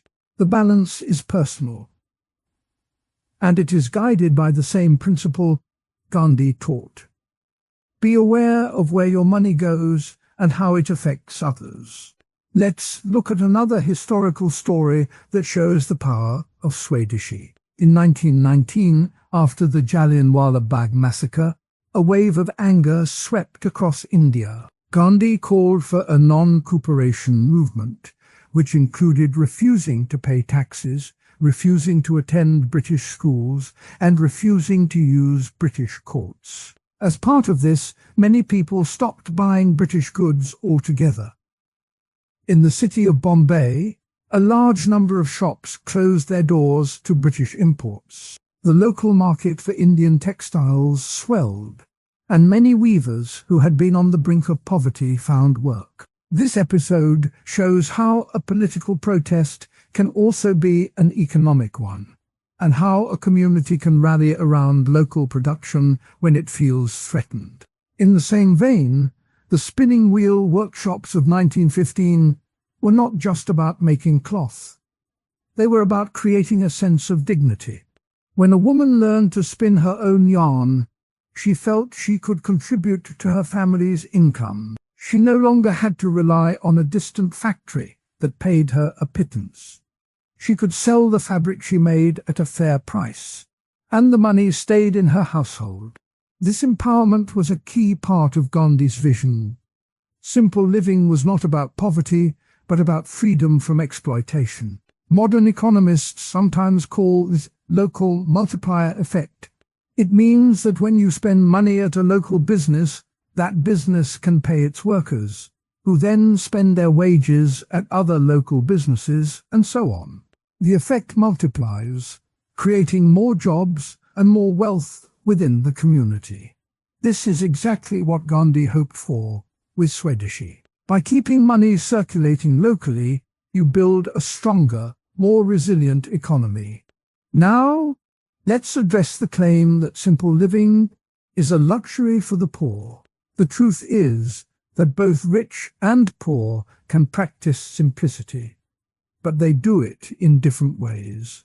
A wealthy person might have a large house, but they can still choose to keep it well maintained, to use energy-saving appliances, and to donate a portion of their income. A poor person might have a small home, but they can still choose to grow a vegetable garden, to repair clothing, and to share resources with neighbors. The core idea is the same. Use what you have wisely and help others when you can. Think about the example of a broken toy. A child who receives a broken toy might feel sad, but if a parent shows them how to fix it, the child learns a skill, feels proud, and the toy lives longer. The same lesson applies to adults. When a car breaks down, you can either pay for a brand new one, or you can learn to replace the faulty part yourself. The repair not only saves money, but also gives you confidence. This confidence is a form of empowerment that Gandhi wanted for every Indian. There is a modern movement called Buy Nothing Day. Once a year, people try to spend no money at all. They rely on what they already have. They share meals with friends. They borrow tools instead of buying them. The day is a reminder that we can live without constant consumption. It is a small experiment, but it shows that we can survive and even thrive without buying new things every day. The spirit of this day is very close to Gandhi's simple living. Let's bring in a quote from a modern eco-activist, Naomi Klein, who wrote, "The climate crisis is not a problem to be solved, but a symptom of a broken economic system." She is pointing out that the way we produce and consume is at the heart of environmental trouble. Gandhi's Swaji and simple living were early calls to fix that broken system by changing habits at the personal and community level. When we think about the future, we can see how these ideas might grow. Imagine a city where most food comes from rooftop gardens, where most clothing is made in small workshops, where most energy comes from local solar panels. In such a city, people would need fewer cars, fewer long-distance deliveries, and fewer big factories. The air would be cleaner, the streets quieter, and the sense of community stronger. This is not a fantasy. It is a direction that many urban planners are now exploring, inspired by the same principles Gandhi taught over 100. When we talk about Gandhi's view of religion, we can think of it as a kitchen where many flavors are mixed together. He did not keep each spice in a separate jar. He let them blend into a single stew that fed both his mind and his actions. This idea can feel strange at first, but imagine a student who sits down to study for a big exam. Before opening a book, she closes her eyes, takes a few slow breaths, and repeats a short prayer that comes from her family's tradition. The breath calms her mind, the prayer gives her a sense of purpose, and the study goes better. In the same way, Gandhi took the calm of meditation, the duty of service, the love of prayer, and the call for justice, and let them all work together. Gandhi grew up in a Hindu family that followed the teachings of the Vedas and the Bhagavad Gita. He also lived near a Jain community that practiced strict non-violence and fasting. When he was a teenager, he read the Quran and in a school where Muslim teachers taught him how to pray. Later, in South Africa, he attended a Christian church and heard the words of the Bible about loving one's neighbor. Each of these encounters left a mark. He did not pick one and ignore the rest. Instead, he asked himself how each could help a person live a good life. He wrote that all religions are different paths to the same goal. That line comes from a letter he sent to a friend in 1931, and it shows how he saw the common heart of faith. One early influence was the Saint Ramakrishna of Bengal.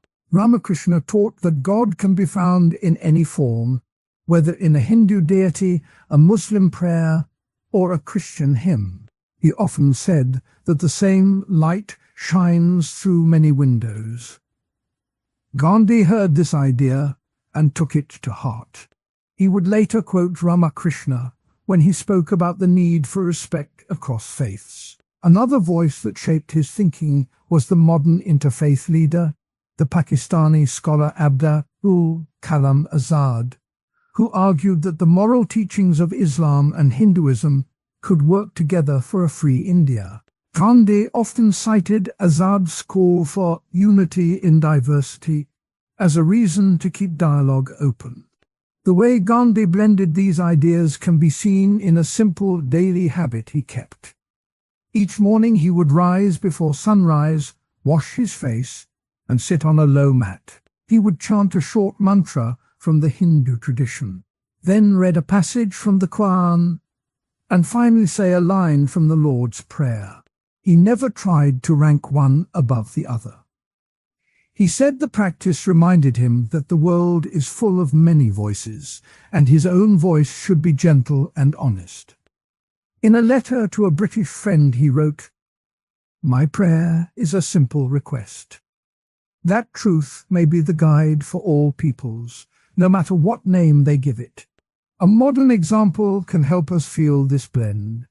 Think of a teenager who is about to take a final exam. He is raised in a Christian home, but his grandparents are Hindu, and his best friend is Muslim. Before the test, he sits quietly, closes his eyes, and repeats a short breath exercise he learned from a yoga class. He then whispers a line from Psalm 23, "The Lord is my shepherd," and finally says a short phrase in Arabic, Bismillah, meaning in the name of God. The three actions together give him calm, confidence, and a sense that he is not alone. Gandhi would say this is the same kind of spiritual mix that can help anyone face a challenge. Another everyday scene shows the same pattern. A mother prepares dinner for her family. She lights a small lamp, says a short prayer in Hindi that thanks the divine for the food, then recites a short verse from the Quran about sharing, and finally says a blessing from the Christian tradition that asks for peace at the table. The family eats, and the mixture of words creates a feeling of togetherness that crosses the borders of faith. Gandhi believed that such small acts of mixed prayer could build a larger sense of unity in a community. One of the most famous moments that showed Gandhi's blend of faith was his fast unto death in 1933. The country was torn by riots between Hindus and Muslims. Gandhi decided to fast for 3 days, hoping that his willingness to suffer would move both sides to calm down. He told the crowd that his fast was not a Hindu ritual alone, but a prayer that called on the spirit of all religions to rise above hatred. He said, "I am fasting for the unity of all peoples, for the love that every holy book teaches." The fast ended when leaders from both communities came together, each offering a cup of water to Gandhi. The act showed how a personal spiritual practice could become a political tool for peace. A second story from his life took place at the Sabarmati Ashram, the place where Gandhi lived and worked for many years. He invited people of different faiths to join a prayer circle in the evenings. One night, a Muslim scholar, a Jain monk, a Hindu priest, and a Christian missionary sat together on the floor. Each one recited a short line from his own tradition, and then they all sang a simple hymn about truth. Gandhi stood in the middle, smiling, and said that the sound of many voices was like a river that could wash away division.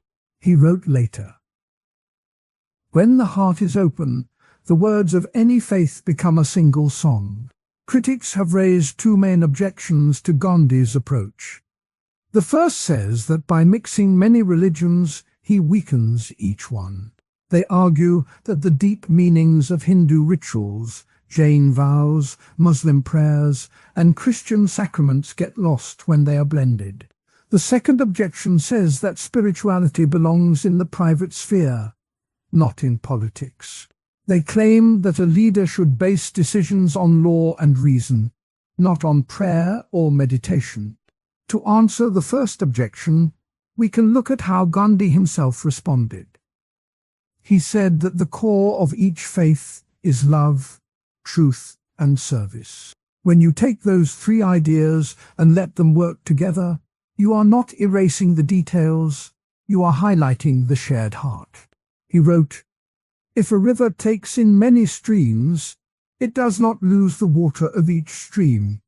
It grows stronger." In practice, many people in India have kept their own rituals while also joining Gandhi's broader call for non-violence. The result has been a richer tapestry of practice, not a weaker one.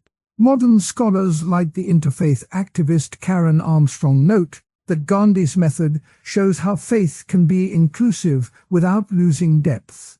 The second objection, that spirituality should not guide politics, can be met by pointing to Gandhi's belief that the personal and the public are linked. He argued that a leader who has not examined his own heart cannot lead others well. He said, "A clean heart is the best policy for a nation." When a leader is rooted in compassion, the policies that follow tend to protect the weak and avoid unnecessary force.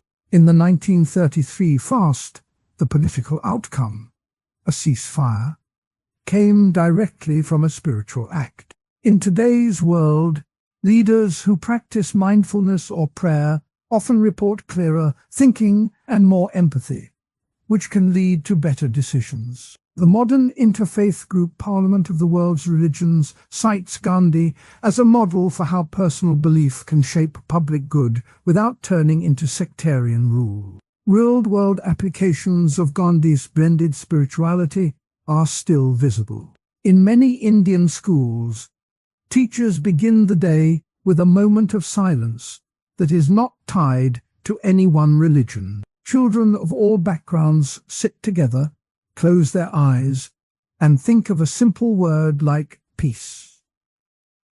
The practice helps them start the day calm and respectful. In the United States, some community centers host interfaith circles where people share a short prayer or meditation from their own tradition, then discuss a social issue like homelessness. The mix of voices often leads to solutions that respect different values while focusing on common needs. Modern thinkers have taken Gandhi's idea further.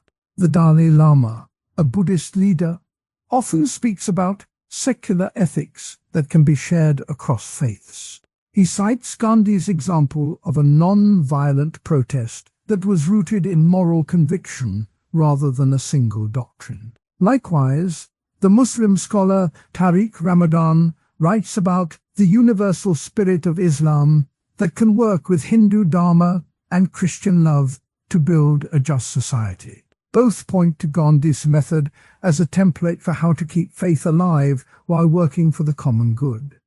An analogy can help us see why this mix works. Think of a garden where many types of plants grow together. Each plant has its own needs. Some need sun, some need shade, some need more water. If a gardener tries to grow only one kind, the garden may look uniform, but it can also become vulnerable to pests. By planting a variety, the garden becomes stronger, because each plant supports the others. Gandhi's spiritual garden was full of different plants. Hindu devotion, Jain restraint, Muslim prayer, Christian love. Together they made a space where the whole could survive hardship. A second analogy comes from music. Imagine a simple song played on a single instrument. It can be beautiful, but when a choir adds voices in different ranges, the song becomes richer. Gandhi's life was like a choir that let many voices sing together. He did not ask each voice to sound the same. He asked them to listen to each other and find harmony. When the choir sings in harmony, the audience feels a deeper sense of peace. That is what Gandhi hoped for in the world. Looking back at history, we find more moments that echo his approach. In 1915, when Gandhi returned to India from South Africa, he visited the shrine of the Sufi saint Khwaja Mainuddin Chishti in Ajmer. He sat quietly in the courtyard, listening to the soft chant of the Qawwali singers, and then walked to a nearby Hindu temple to offer a flower. He said later that the experience taught him that the love of God can be felt in any sacred space. Another anecdote comes from 1925, when Gandhi attended a meeting of the Brahmo Samaj, a reform movement within Hinduism that drew on Christian ideas of equality. He spoke about the need for truth that rises above creed. The meeting ended with participants from different faiths sharing a simple meal, each saying a short prayer in his own language. This shows how Gandhi's practice was not just personal, but also a public invitation to share. Quotes from Gandhi himself give us a clear picture of his thought. He wrote, "My religion is based on truth and non-violence. It has no name, no sect, no caste." He also said, "When I pray, I do not ask for a particular religion to win. I ask for the spirit of love to grow in all hearts." In a letter to a Christian missionary in 1930, he wrote, "I see the teachings of Christ as a guide to love, just as I see the teachings of the Bhagavad Gita as a guide to duty." These words show how he saw each tradition as a source of a common moral light. In the present day, we can see Gandhi's blend at work in interfaith movements that address climate change. Groups like the Interfaith Power and Light bring together Hindu priests, Muslim imams, Christian pastors, and Buddhist monks to pray for the earth and then plant trees together. They use the same pattern Gandhi used: a moment of quiet reflection, a shared prayer, and a concrete action. The result is a community that feels spiritually connected and also makes a real difference. Another modern scene shows how a student might use Gandhi's mix before a big test. The student, Maya, is raised in a Hindu family but studies in a school where many classmates are Muslim and Christian. She sits at her desk, closes her eyes, and breathes slowly, remembering the yoga practice her mother taught her. She then says a short line from the Quran about seeking knowledge, and finally whispers a verse from the Bible about wisdom. She feels calm, focused, and ready to write her exam. Maya's routine mirrors Gandhi's belief that a blend of spiritual habits can help us face any challenge. When we think of Gandhi's approach, we should also remember the criticism that his mix could water down each faith. One response is to note that many believers already practice a form of living together. In villages across India, people attend each other's festivals, share meals, and help each other in times of need. Their daily life already mixes rituals, and they do not feel that their own faith is lost. Instead, they feel richer. Gandhi simply made this everyday mixing a conscious choice, and he gave it a moral purpose. The other criticism, that spirituality should not be used to guide politics, can be answered by looking at the way Gandhi's spiritual discipline gave him the strength to resist violence. His daily meditation gave him the patience to wait for a peaceful solution, even when anger rose around him. When a leader is calm, the decisions made are less likely to be driven by fear or revenge. This is a lesson that modern leaders can learn. A habit of quiet reflection can improve public policy, not replace it. In summary, Gandhi's religion was not a single set of rules, but a living practice that took the best from Hindu, Jain, Muslim, and Christian traditions. He used simple habits like meditation, prayer, and fasting to keep his heart steady. He showed the world that a personal blend of faith can become a powerful force for social change. His fast unto death in 1933 and the interfaith prayer at Sabarmati Ashram are clear examples of how his inner life shaped public action. Critics who say his mix dilutes each faith, or that spirituality belongs only in the private sphere, have been met with thoughtful replies that point to the shared core of love, truth, and service. Modern interfaith leaders continue to draw on his example, using simple rituals to bring people together for causes like education, health, and the environment. Whether a student breathes before an exam or a family says a short prayer before dinner, the pattern remains the same. A quiet moment, a humble request for guidance, and then a step forward in the world. Gandhi's life reminds us that the small acts of blended spirituality can add up to a larger peace that crosses all borders. When we start talking about Gandhi, most of us picture a gentleman who walked barefoot, spun cloth, and always said, "Peace," in the loudest rooms. That picture is powerful, but it also draws a lot of questions. Some people say his ideas sound nice, but they do not work when real danger shows up. Others point out that his thoughts on some social issues were not as bold as we might hope. In this part of the story, we will look at the biggest criticisms that have been made about his methods and his beliefs. We will also hear why many still hold him in high regard, and we will see how those arguments fit into the larger picture of his life. Imagine a friend who always says, "Let's talk it out," even when the house is on fire. You might love that friend for wanting calm, but you also worry that the fire will spread if no one steps in to put it out.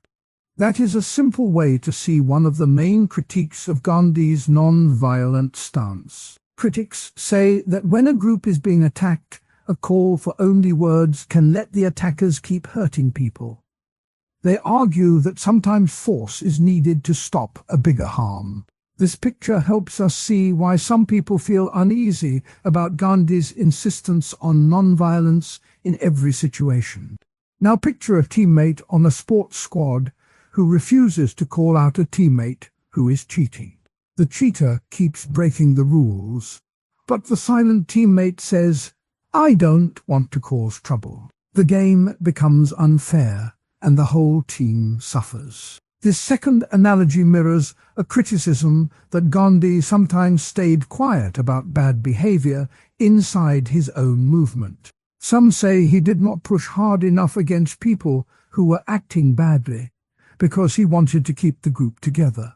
This can make it hard for a movement to stay true to its own values.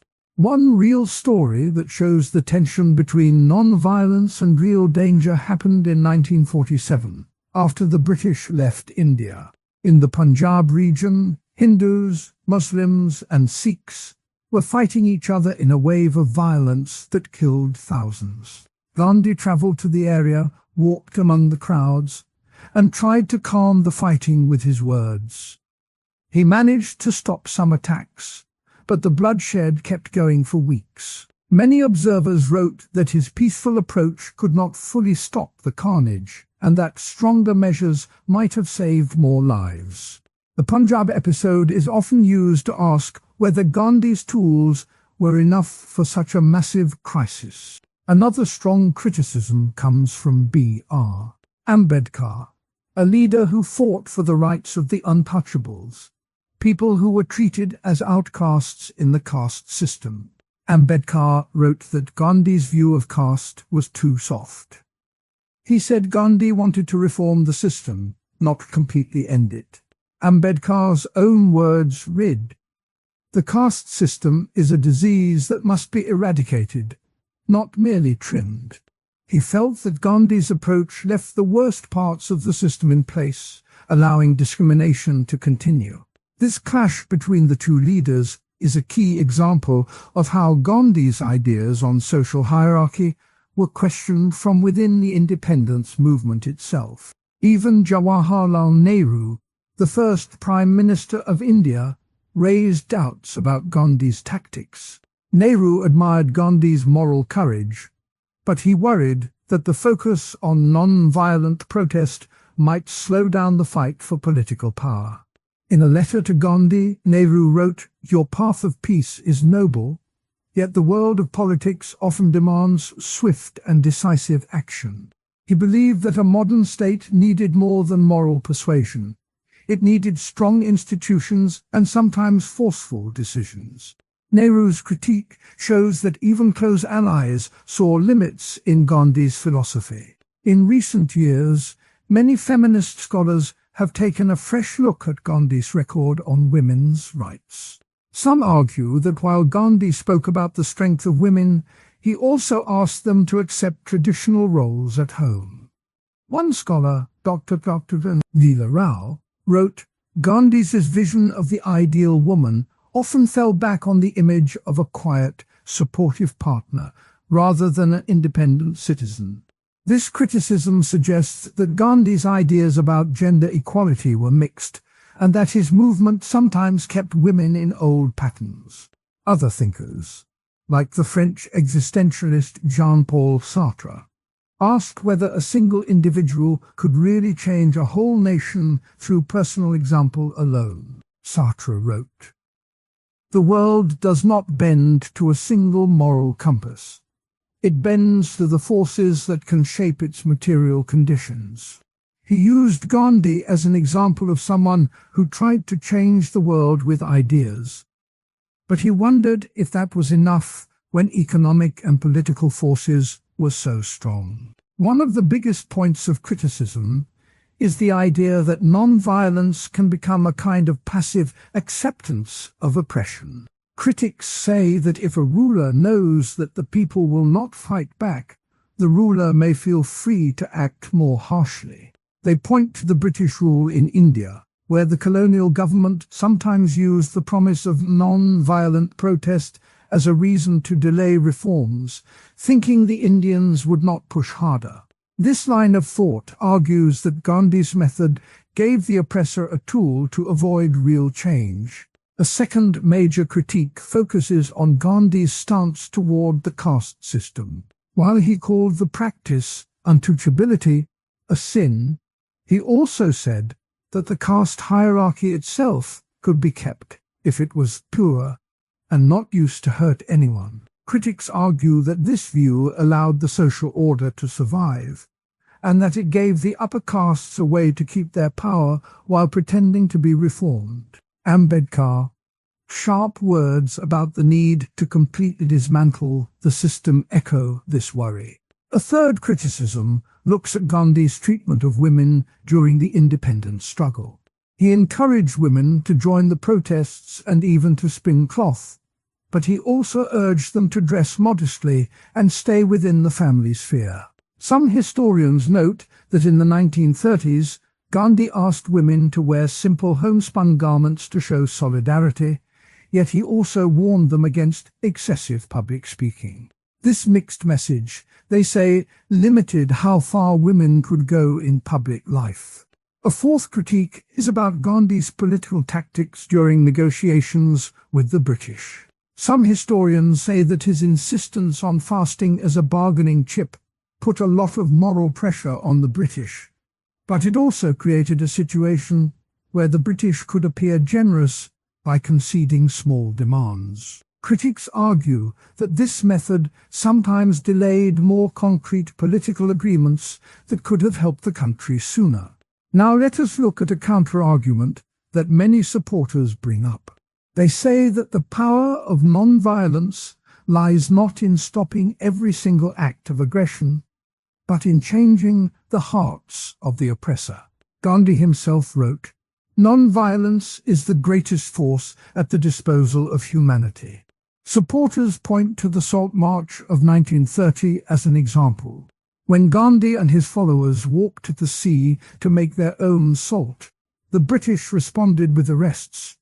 But the world watched a peaceful protest that exposed the unfairness of the law. The image of ordinary people walking calmly, yet defying a powerful empire, helped win sympathy worldwide. This shows that non-violence can be a strategic tool, not just a moral stance. A simple rebuttal to the criticism that non-violence is too soft goes like this. Imagine a bully who threatens to hit you. If you only say, "Let's talk," the bully may keep pushing. But if you stand firm, calmly, and refuse to fight, while others see you, the bully may lose his power because his threat looks empty. Gandhi's method works in a similar way. By refusing to fight back, he took away the moral high ground from the oppressor, and that made it harder for the oppressor to justify violence. In the Punjab case, critics say it failed, but supporters note that even a small reduction in bloodshed can be a win when the alternative might have been even worse. A second counterargument focuses on Gandhi's work on social reform, especially his efforts to end untouchability. Even if he did not fully dismantle the caste system, he did bring the issue to the national stage. He organized Harijan, people of God, meetings, invited Dalits to sit with him at his ashram, and wrote letters to the British asking for legal protection for the oppressed. Supporters argue that these actions created a foundation for later reforms, such as the Indian Constitution's ban on caste discrimination.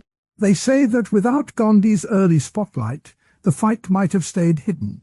A rebuttal to the caste criticism can be phrased like this: Gandhi was working in a time when the whole society was built on the idea of caste. To ask for a total overthrow at once would have caused chaos and possibly more suffering. By first removing the worst abuses, he opened a door for later generations to finish the job. Ambedkar's own later work built on the legal changes that Gandhi helped start.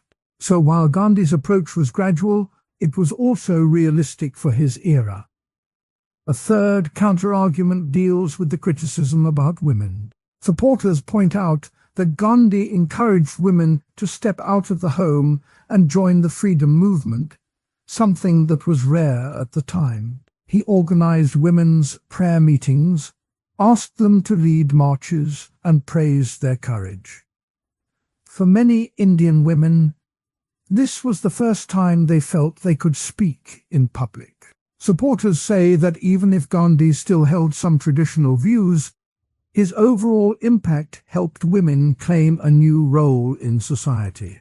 A simple reply to the gender critique is that Gandhi was a product of his culture, and his ideas evolved over time. In his later years, he wrote, "The true emancipation of women comes when they are free to choose their own path."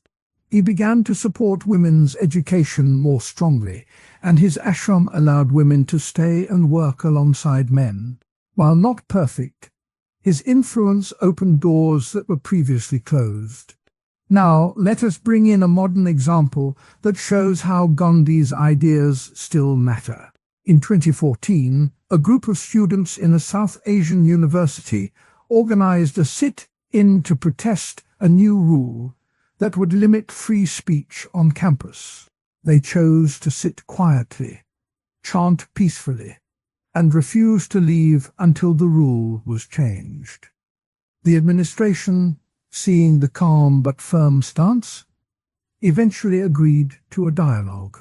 The students' method echoed Gandhi's belief that non-violent pressure can move powerful institutions. It also shows that the criticism about talking it out when safety is at stake does not always mean failure. Sometimes the calm approach wins because it forces the other side to answer morally. Another example comes from a small town in Africa, where a community faced a land dispute with a mining company. The villagers organized a march, sang songs, and held a peaceful prayer vigil each night. They refused to use weapons, even when the company's security tried to intimidate them. After months, the company agreed to a fair compensation package. This story illustrates how Gandhi's tactics can be adapted to different cultures and still bring results without bloodshed. We can also hear directly from Gandhi's own words. He wrote, "An eye for an eye makes the whole world blind." This short line sums up his belief that revenge only spreads more pain. He also said, "The best way to find yourself is to lose yourself in the service of others." These quotes remind us why many people still feel his ideas are worth keeping. From Ambedkar we have a sharp line. "The caste system is a disease that must be eradicated, not merely trimmed." This shows why some felt Gandhi's approach was not enough. Ambedkar's critique pushes us to see the limits of any single reform effort. Nehru's letter to Gandhi includes the line, "Your path of peace is noble, yet the world of politics often demands swift and decisive action." This captures the tension between moral idealism and the practical needs of running a country. It helps us understand why even close friends can disagree on strategy. A contemporary feminist scholar, Dr. Leela Rao, wrote, "Gandhi's vision of the ideal woman often fell back on the image of a quiet, supportive partner rather than an independent citizen." This quote brings the gender critique into a modern voice, showing that the conversation about his ideas is still alive. When we look at all these criticisms and defenses, it becomes clear that Gandhi's legacy is not a simple story of hero or villain. It is a mix of bold actions, thoughtful ideas, and also blind spots. The next part of our series, the legacy section, will tie these threads together. We will see how his ideas have been taken up, reshaped, and sometimes rejected by later movements. We will ask how his teachings fit into today's world of climate protests, social justice campaigns, and digital activism. Supporters still value Gandhi because his life shows how ordinary people can stand up for change without needing a big army. They point to the way his simple acts, walking long distances, spinning thread, fasting, made huge political waves. They argue that his moral clarity gave a cause a face that people could rally around. Even critics admit that his style helped bring the world's attention to India's struggle, something no one else could have done at that time. In the end, the question we ask ourselves is not whether Gandhi was perfect, but whether his core ideas can still help us face the problems we meet today. When we see a friend who always says, "Let's talk it out," we can ask, is that friend being wise, or are they ignoring danger? When we see a teammate who stays silent about cheating, we can ask, does loyalty mean ignoring truth? Gandhi's life forces us to weigh those choices, to see when calm words can move mountains, and when we must speak louder or act differently. So, as we move forward, keep in mind the two historical scenes we talked about, the blood-soaked fields of Punjab and the heated debate with Ambedkar. Remember the quotes from Gandhi, Ambedkar, Nehru, and the feminist scholar. Think about the modern sit-in and the African village protest. All of these pieces together give us a richer picture of a man who inspired millions, who also faced sharp criticism, and whose ideas still spark conversation. In the next chapter, we will explore how his teachings have been carried forward, twisted, or left behind, and what that means for the future of peaceful resistance. When we think about Gandhi today, it is easy to picture a man in a simple white shirt, a spinning wheel, and a quiet protest on a dusty road. But the ideas he lived by have stretched far beyond that scene. They have slipped into the way students plan climate walkouts, the way families pick up reusable bags at the grocery, the way companies decide to pay fair prices for coffee beans. In this part of the video, we will look at how his legacy shows up now, how it is being used, and why some people still question it. Let's start with a quick picture of what Gandhi taught. He believed that a person can change the world by first changing how they act. He called this satyagraha, which means truth force. In plain words, it is the power of holding on to truth while refusing to use violence. He also talked about ahimsa, the idea of not hurting any living thing.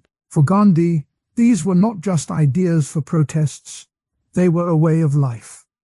He wrote, "An eye for an eye makes the whole world blind." That line tells us that revenge only hurts everyone, and that a better path is to stay calm and keep the focus on truth. Now, fast forward to a campus in the United States. A sophomore named Maya is studying environmental science. She reads a report that says the planet is heating up faster than anyone expected. She feels angry, but she also remembers Gandhi's advice about non-violent action. Instead of shouting at a professor, she decides to organize a walk out. She writes a short flyer. "We want climate justice. No weapons, no hate. Just peaceful voices." She posts it on the campus board and shares it on social media. On the day of the walk out, a few hundred students gather in the quad, hold signs, and sit quietly for 10 minutes.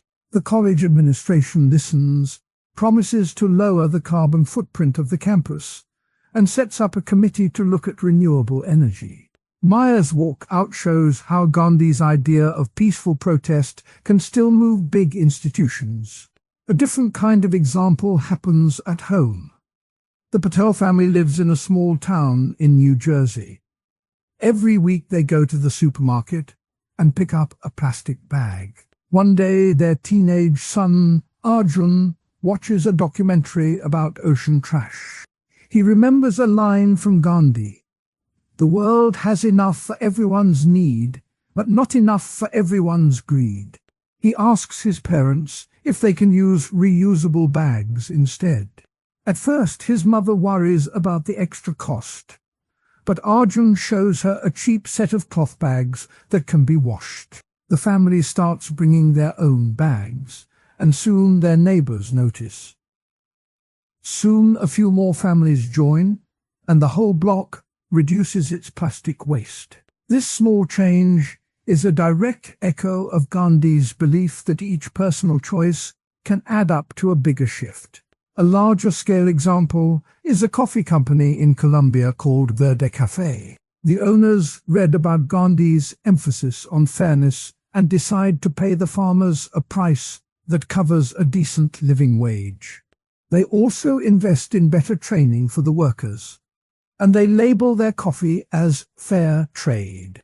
When customers see the label, they feel good about buying a product that respects the people who grew it. The company's sales grow, and the farmers are able to send their children to school. This story shows how Gandhi's ideas about justice and respect can be woven into modern business practices. These three stories, Maya's walk out, the Patel family's bags, and Verde Café's fair trade policy, are all different, but they share a common thread. They each start with a belief that change does not have to be violent. They each start with a small step that can inspire larger movements. That is why we keep hearing Gandhi's name in headlines about climate protests, civil rights, and everyday habits. Let's look at a couple of historic moments where people explicitly quoted Gandhi. In the early 1990s, a wave of anti-globalization protests swept across Europe and North America. In Seattle, a massive crowd gathered to block the World Trade Organization meeting.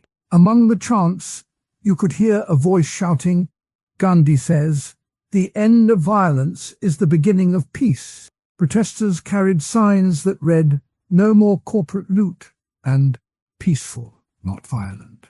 The protests were largely peaceful, using blockades, sit-ins, and creative street theater. Even though the police tried to push them back, the demonstrators kept their non-violent stance, and the meeting ended early. The success of those protests showed that Gandhi's ideas still had power in a new era of global trade. Another recent event is India Swachh Bharat, or Clean India campaign, launched in 2014 by Prime Minister Narendra Modi. The campaign asked every citizen to pick up litter, build toilets, and keep neighborhoods clean. While the government framed it as a national project, many volunteers recalled Gandhi's own work on cleanliness. He once said, "Cleanliness is next to godliness, and it is also a sign of respect for our fellow humans." In villages across the country, groups of school children would walk the streets with brooms, chanting Gandhi's name and encouraging neighbors to keep the streets tidy. The campaign succeeded in building millions of new toilets and reducing open defecation, showing how an old moral lesson can be turned into a modern public health push. These two anecdotes show that Gandhi's words can be a rallying cry for different causes. They also illustrate how his ideas can be adapted to new problems, whether it is the power of global corporations or the need for clean water. Now, let's bring in some modern thinkers who keep the conversation alive. Greta Thunberg, the teenage climate activist from Sweden, often talks about the need for honest, peaceful protest. She once said, "I want you to act as if the planet is on fire." While she does not quote Gandhi in every speech, the spirit of her call, urgent, non-violent, and rooted in truth, mirrors his satyagraha. Another voice is that of modern pacifist writer Howard Zinn, who wrote, "Nonviolence is not a weapon of the weak. It is a weapon of the brave." Zinn's work on civil rights and anti-war movements often references Gandhi as a model for how ordinary people can stand up without picking up a gun. Even religious leaders have taken up Gandhi's ideas. The Dalai Lama has spoken about compassion in action, and he frequently mentions Gandhi's example of loving the oppressor. In a talk, he said, "When we forgive, we free ourselves." Gandhi showed us that forgiveness is a strength, not a surrender. These cross-references help us see that Gandhi's teachings are not locked in a single time or place. They travel across cultures and issues, always pointing to the same core: truth, love, and peaceful action. Of course, not everyone thinks Gandhi's ideas still work. One common criticism is that his approach is outdated in a world that moves at the speed of a tweet. Some argue that the old methods of walking, fasting, and making cloth bags cannot keep up with the fast-paced, high-tech battles of today. They say, if we keep being gentle, the powerful will just keep stepping on us. Another critique is that non-violence slows progress. Critics point to moments in history where violent revolts seem to bring quicker change, such as the French Revolution or the armed struggle against apartheid in South Africa. They ask, why wait for a peaceful march when a strike can bring a government down in weeks? Let's address those concerns one by one. First, the idea that Gandhi is old-fashioned. The truth is that the tools have changed, not the principle. Maya's walk outused social media to spread the word, but the core was still a peaceful gathering. The same can be said for the anti-globalization protests in Seattle. They used music, art, and digital communication, yet they kept the non-violent stance. The method adapts, but the heart stays the same. In fact, the very speed of modern communication can help non-violent movements grow faster.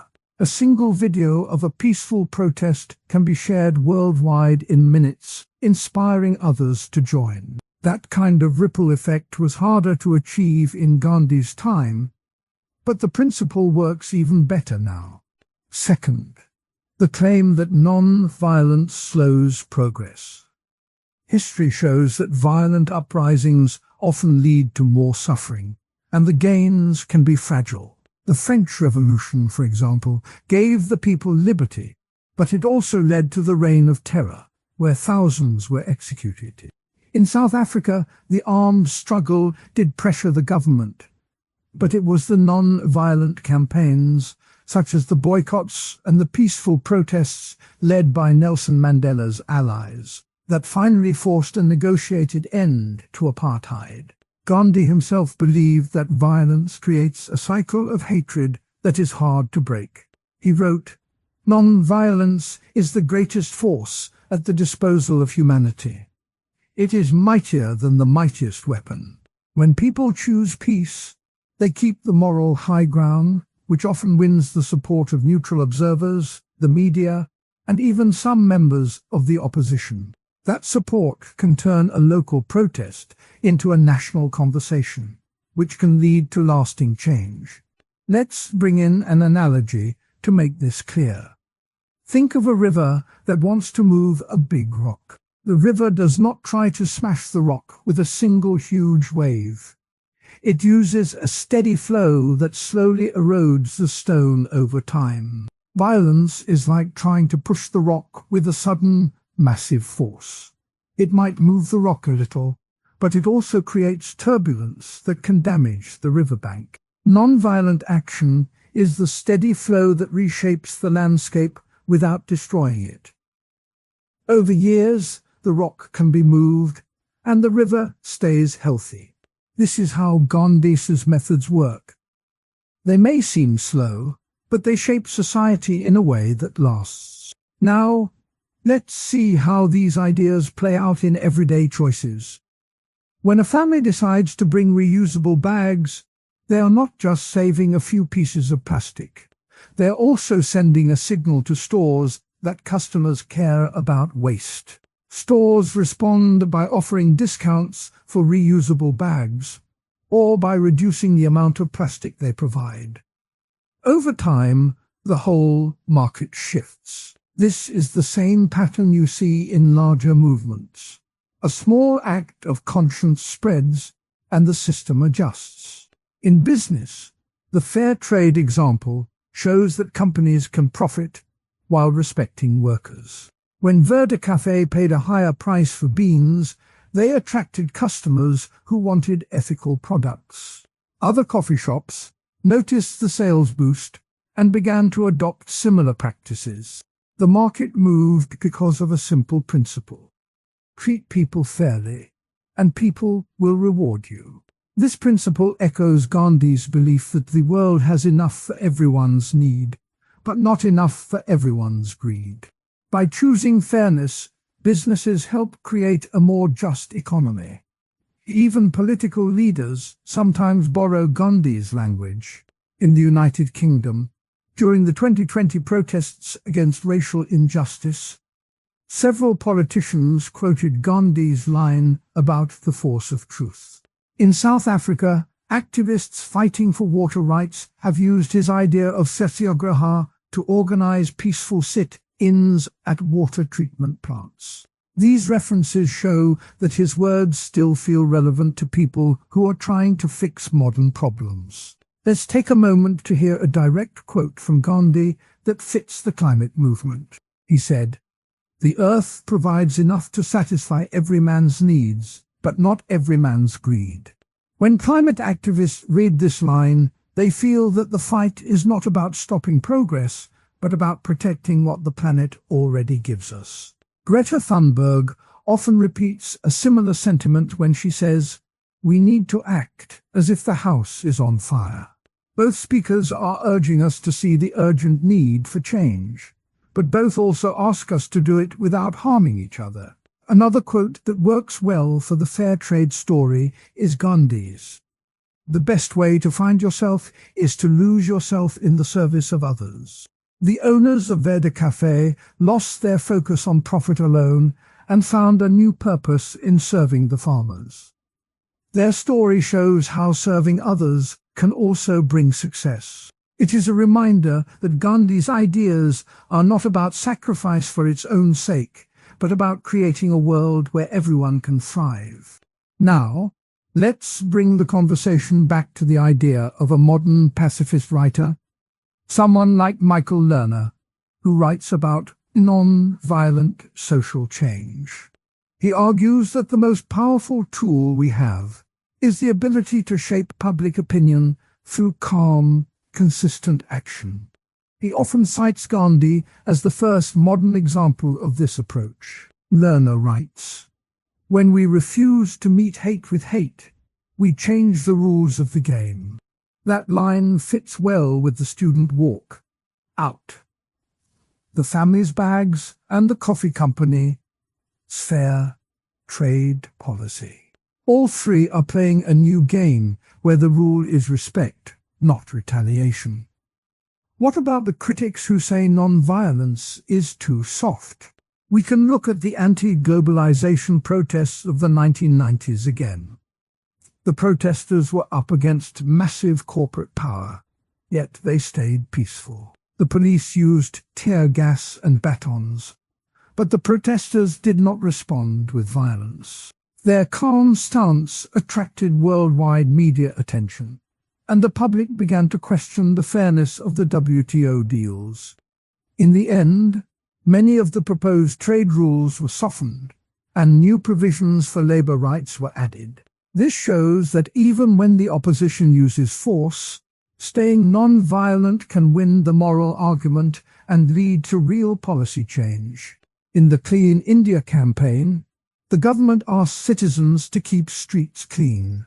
Some people thought it was just a slogan, but volunteers took it seriously. They organized clean-up drives, used simple tools like brooms and gloves, and worked together without any threat of force. Their effort reduced disease, improved tourism, and made people feel proud of their neighborhoods. The campaign succeeded because it asked people to act peacefully and responsibly, not to protest or fight. It is a clear example of how Gandhi's focus on personal responsibility can be turned into a national program. We can also look at the way some tech companies have adopted ethical guidelines that echo Gandhi's ideas. A startup in Berlin that makes a social media app decided to ban hate speech and to give users tools to block abusive comments. The founders said they were inspired by Gandhi's belief that the power of love can overcome the power of hatred.